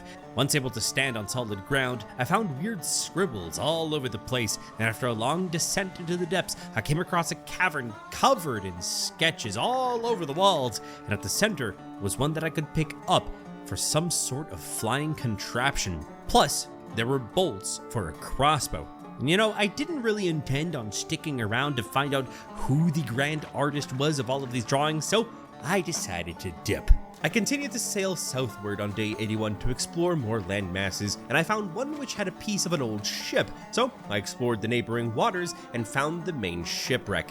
At first glance, it seemed completely empty, devoid of anything of use, but at the bottom was an entry point to yet another cave, and once inside, I felt like I was in a tomb of sorts. Within it, I did find a crossbow under a sketch of the main ship, which seemed to be quite old, and also nearby was a schematic for what looked like a cross and a chapel.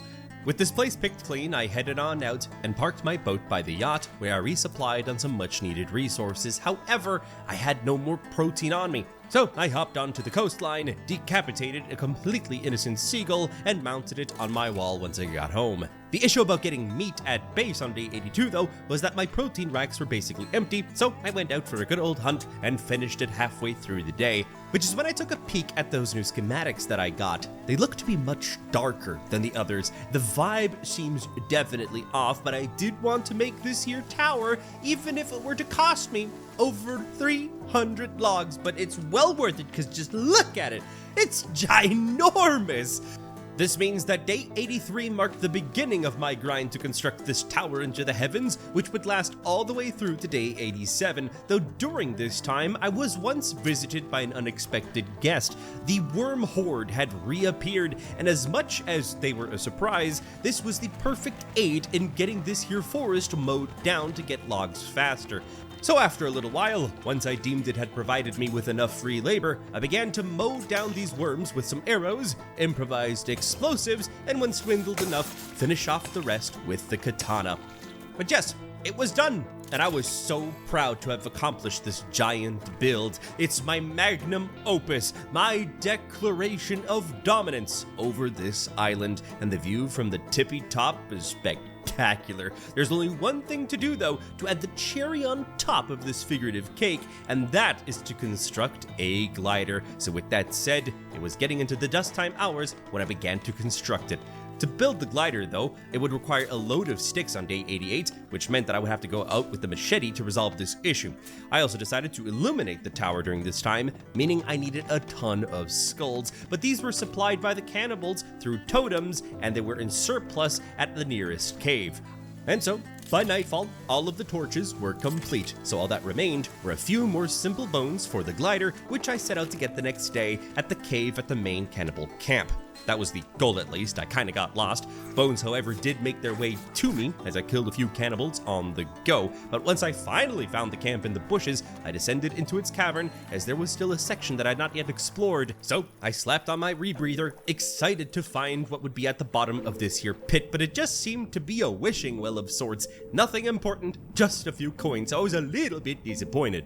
Thing is, I was still a few bones short, and the cave was completely vacant of any enemies, so I had no choice but to go all the way back to base, hoping to cross paths with at least a few more cannibals. And once I did, I snatched one up and ran for the hills before it even knew what hit him. On the morning of day 90, finally, this build was complete. Just look at this beautiful piece of crow engineering. And you bet your sweet Bippy, it's time for your boy to take flight. All right.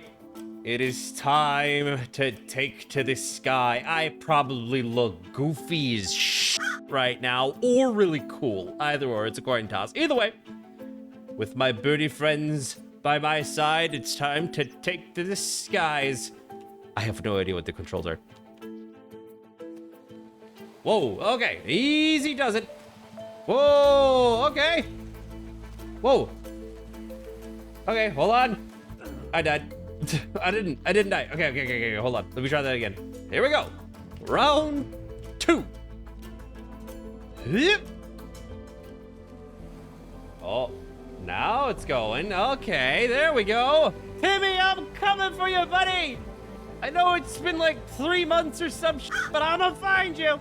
What a magnificent piece of technology. Considering the height of my tower, I was able to fly from one end of the island to the other with great ease, meaning I was able to reach my boat quite quickly, much faster than if I were to run there. Sadly though, I wasn't able to park the glider onto the boat and bring these both home at the same time, so I had no choice but to just bring the glider home first, which is when I came upon a new pond, and it had a stash of its own. Thanks to this discovery, I was sitting at 6 out of 8 gun pieces. Turns out, it's actually going to be a flintlock.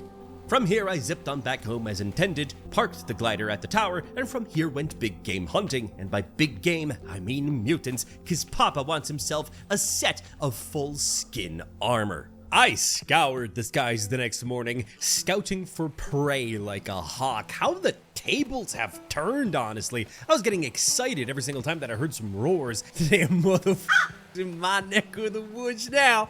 But yeah, I took down this blue, flew on further out, and spotted 2 regulars near the pit, so I figured maybe this area is a hotspot, so I got to work taking them out, and just like that, my skin stack was increasing rapidly. I was just slinging arrows like a western straight into the next day, gaining yet another armor piece, but during this hunt, I found the time to stock up on some watches, thus giving me more explosives, which will come in handy in the future, I'm sure. And you know what's great on day 93 was that due to my rampant flights across the map, I was able to find yet another gun stash, meaning I was inching closer to my firearm. I was circling the island's border from there, looking for anything noteworthy, when I came across the final cache, which let me combine all pieces for my very own pistol. My ammo, though, on this is limited, so I'm going to use this sparingly, I told myself. I do have to admit, though, it did seem like the mutants were beginning to fear me, as I hadn't seen one in quite some time, so I returned to the cabin as it began to rain, and here assembled Timmy's toy. It looks cool, I just wished at the time that I could have mounted it on the shelf here at the fireplace. Now, a quick tip for y'all my lovelies going into day 94, if you also were to encounter the issue of mutants not spawning anymore, all you gotta do is restart the game, because boy did it work! Ah! That there bumped me up a solid 2 more creepy armor pieces. That's 9 out of 10. So with 1 more piece to go on day 95, I was really honing in on my hunting skills to land this piece before sundown. So I was airborne yet again, and like a ravenous hawk in the sky, I was in fact able to spot 2 targets, and so I laid them to rest. Sadly though, the last one died submerged, meaning that I could not obtain a spare piece of armor, but that is still 10 in the bag. That's all I wanted. With this grand hunt coming to a close though, I remembered that Timmy's going to need a decked out bedroom, so I set out to gather sticks and many other various items in order to make his bed and a desk to do homework on. Just because we're on a dreadful island doesn't mean he gets a freebie on education, you know? And also, some extra furniture was set up on the balcony, just for funsies. But don't worry, I didn't forget about entertainment and recreation. I built a sort of tennis/volleyball area for Timmy and I next to the fortress to start off day 96 and lit up the corners with some skull lamps. With that done, I then headed into the caves to pick up some alcohol for 2 reasons. 1, for Molly's to go save my son, and the other was to celebrate once I get my son back. But you know, erring on the side of caution, for day 97, I was still prepping for my descent to go save my boy, as I was trying to get a few more spare creepy armor pieces. Some extra on hand would definitely not hurt, as I had no idea what I would find in the final cave. For day 98 though, hear me out. Before I go save my long-lost son, there was still one very important thing that I had to do. You see, I had gotten all these trophies on the wall, but there was one head missing, a goose head. So I set off the next morning solely for that purpose of killing and obtaining that darn head at Goose Lake. And after flying for what seemed like an eternity, I found some, but they escaped my grubby grasp. However, there exists a quick fix to get this sorted. All you gotta do is dive into the cave at the bottom of Goose Lake, resurface, and presto, you have a whole flock right in front of you. So with patience and a very precise shot, I was able to land that last trophy. Finally, they were all mine, and that trophy wall is one that I am very proud of.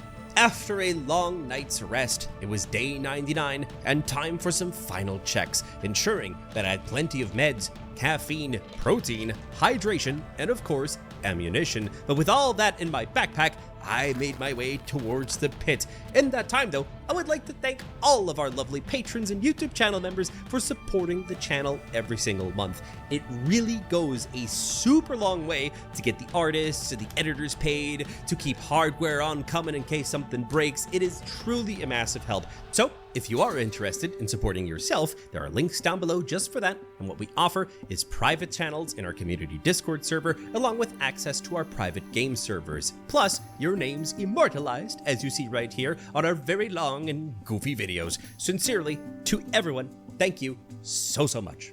But you know, if on the way I were to come across some free creepy armor, I wasn't really gonna say no, so I stocked on up a bit more and set up a shelter by the pit to save my progress, as I had no time to waste to get to the bottom, and there was a very specific and dangerous way to get there. Alrighty, everybody. I've brought myself a turtle shell, which I've been saving for ages. And hopefully, it protects my kneecaps and my hip bones from gravity itself as I descend into the pits of hell on top of it. I'm not certain about this point of entry, but I've been analyzing this for a little while, and I believe there's a chance of survival. So, here we go.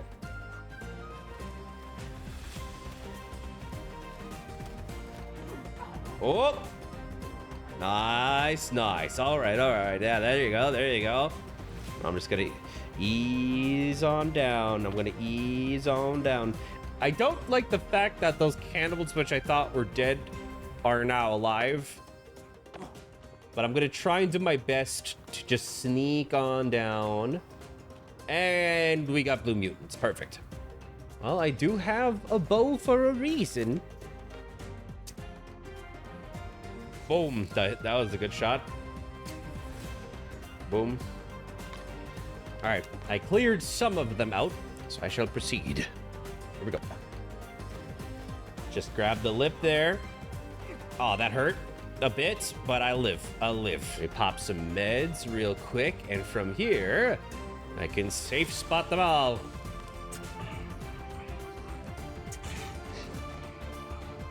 Okay. Initial stage done.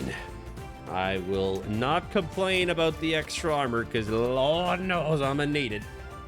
With the mutants here slain and more creepy armor to my name, I found the next passageway, which was in the pool of water. Here I descended and swam through eerily lit caverns until I emerged, finding one of Timmy's drawings on the other side. This is the only place where he could still be at, and I am certain of that fact. So through narrow halls I traveled and reached an opening with a photo mentioning a key card.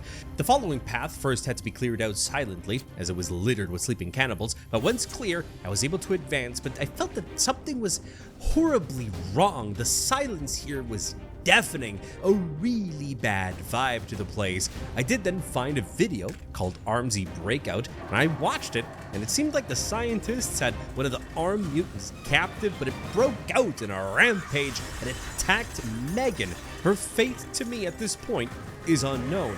All my tools were necessary here though to progress, but once I scaled these here vertical walls, I was met with a lit hallway which oddly enough felt inviting. Headshots galore kicked off day 100 as I continued my advance. With the initial mob here cleared, I passed by another tent and encountered a tunnel further past it, which definitely held artifact-like features and a drawing at the end of what looked to be a red tunnel.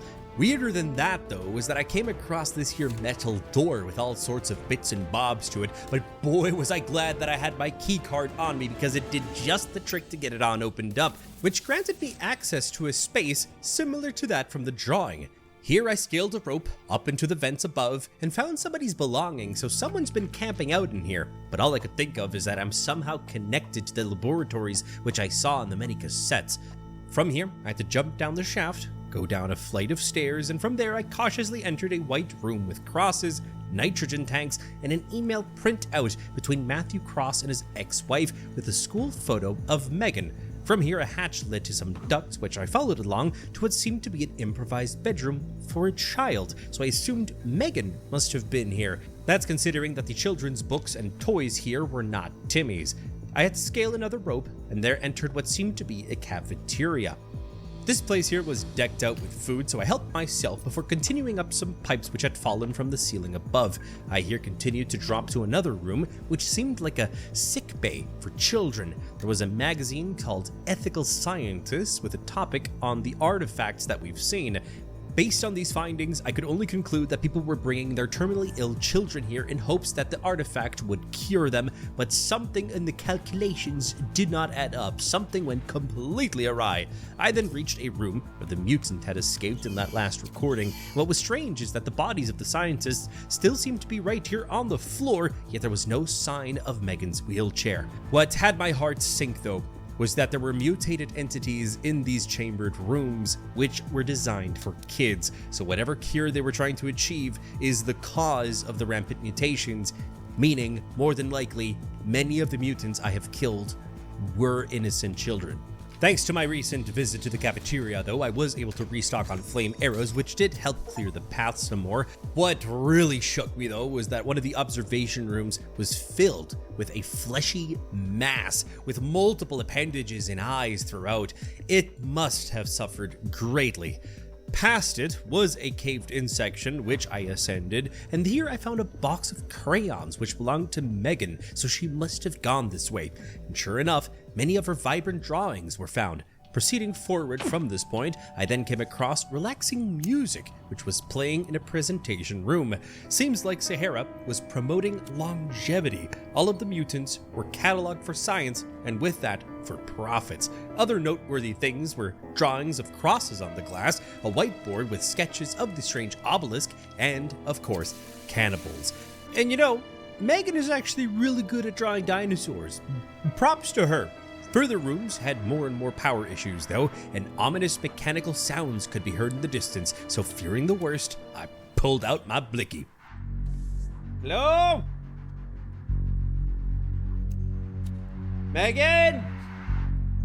Oh, this is the obelisk. Hello. Jeez. Okay, well, it's got some red tubage kind of hooked around. We could get a better view at you, my guy. If I'd have any batteries. 2-second artifact. A second one? Excuse me? What is going on? They've been doing something. They had the artifact here, which is what we saw that was opened. They've been hooking people up to this here table. And that definitely seems like a transfer of sorts of whoever goes into the obelisk and whoever is on this here table. That is bizarre. All right, last batteries. Gotta make it count. Can I even open you? Oh, I think I see something inside. No way. Hold on a minute.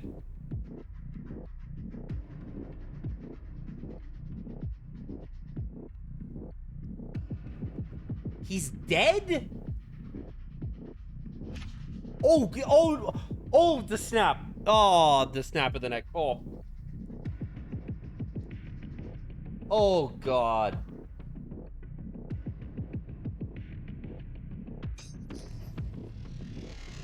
Oh, my gosh. I'm too late. I'm honestly too late. My boy.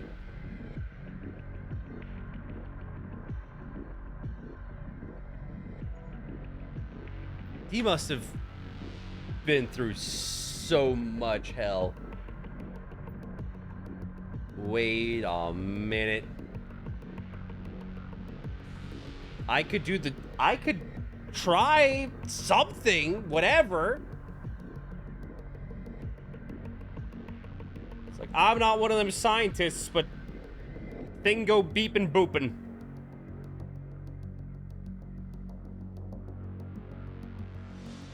New sample required?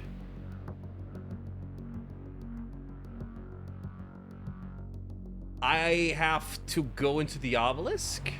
It needs both. It definitely needs both. It needs two people in this to do whatever it's got to do. And I'm assuming it's healthy, considering they are Sahara Therapeutics. So I think I need to keep on searching. I stumbled upon yet another one of Megan's drawings and found out that she is Matthew Cross's daughter, so Redman was Daddy Dearest. This had me thinking though, considering that Timmy was found inside the obelisk, if I find the red man, I can force him into it and save Timmy's life. Problem with that plan though was that, he's stabbed with a lot of crayons, which most definitely was done by Megan herself based on the clues found here. On the printer, I also read an email sent by Matthew Cross to somebody called Sasha Bondi, I'm not fully sure, but he stated that they believe to have a device which could bring down a plane. So he must have been the culprit behind the plane's mysterious crash. Plus, there was also another cassette here called the Second Artifact Test, and it seems like they were using some unknown device which caused a burst of unstable energy. The denizens of the darkness here were dealt with swiftly, and based on more of Megan's drawings that I came across, she did not consider her father as a caring parental figure, nor did she care much for hygiene, as her bloody footprints left a trail straight to her location. How big is this place, dude? It's massive. Something freaky and fierce happened over here, but just gonna follow the little pitty packs on the floor. Oh. That's never a good sign. That's just straight up horror fuel. My nope detector's going way the hell off. I don't think so. Oh man, we've dealt with so many cannibals. She killed her own dad. Oh, she was maybe, I guess, healed by the obelisk, but she don't look alright. Hi, girl! How are you doing? I love your art. It's absolutely splendid. That all went to real quick. Oh, what happened to your face? Okay. Yeah, the airplane. Oh, yeah, it did crash. Yeah, that's how I got here. Yeah, that's how I got here. You got it. You doing okay, girl? You ain't looking too healthy right about there. Oh no. Okay. What the hell is going on?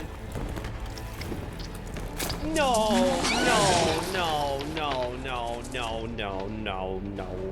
All right. It's showtime. I'm sorry, Megan, but I'm whipping up my Smith & Wesson. Ah! Oh, man. She's angry. How long does it take for this thing to fire, huh? Ah! Go with me. Wow, that's a freaking cannonball. I have to chuck powder in it? What is this, the high seas? Easy does it, girl, but I got creepy armor for days. I am ready for you. Give me 3 business days to reload. And then another 3 business days because I missed. Oh! I can see the bullet fly. That's how little momentum it has. Where are you going, lady? Hey! I saw that coming a mile away. Alright, that does it. This pistol fucking sucks. It's time for fire! There we go. The old reliable arson. Yeah, I got more where that came from. I still feel bad though, because it's like I don't want to kill Megan, but whatever the hell this is isn't Megan anymore. I'm actually after a quick word. Creepy armor, hold the phone. Ow. Ooh! Oh, that's a Beyblade ass move. Oh, what did she just do? Oh no, there's babies now. We're gonna nip that problem out of the root right about now. Ah! Alright. Desperate times call for desperate measures. Not that desperate. We're not that desperate. This desperate. This desperate.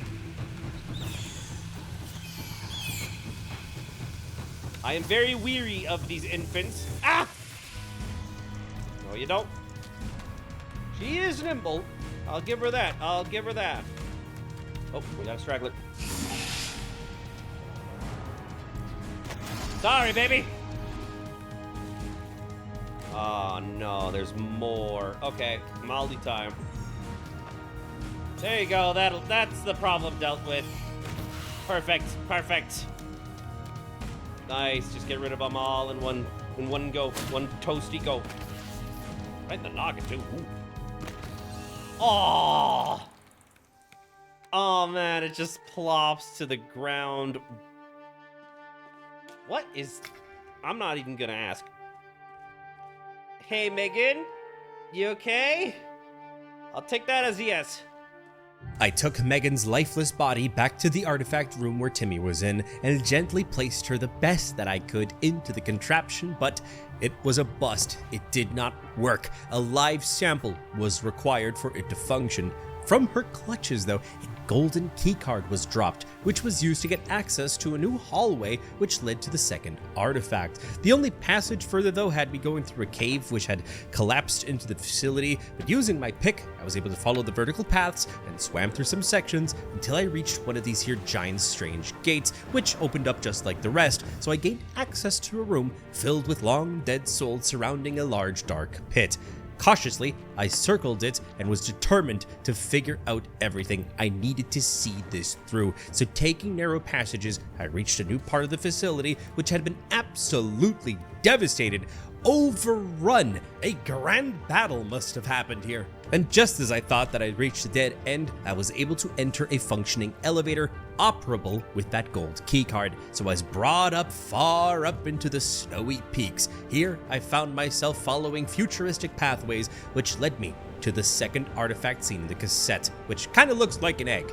This seemed to be from where Matthew Cross had been operating, and I was able to see the whole island from up here. He could have been watching my every step this whole time, and here is where a decision had to be made, as a plane was nearby with 3 suitable sacrifices to revive Timmy. I have been through so much to save my son, so I'll be damned if I don't at least try, even if he does turn into something like Megan. With that, the cycle continues, as I am no better than Matthew Cross, as when push comes to shove, I am saving my child. 1 year passes, and I'm invited onto a talk show with Timmy. Turns out we got off the island in the end, and I've become a famous author, having written a book on everything that had happened. We walk onto stage to cheers from a live audience and greet the host and pop a seat, but Timmy ain't looking too good. A little bit twitchy, maybe some stage fright, let's go with that. Funnily enough, though, the story of the book is hard for people to grasp. They think it's a mix of fact and fiction, but I know what I saw. They even brought out 2 logs and hyped me up to demonstrate my chopping skills alongside the host, a competition of sorts. So we had at it, but something went terribly wrong. Timmy was gasping for air and began convulsing violently in front of everyone. The whole thing brought me flashbacks from Megan. The crowd panicked as I rushed on over to him, but thankfully, as I held him in my arms, the episode subsided and he was able to stay alive.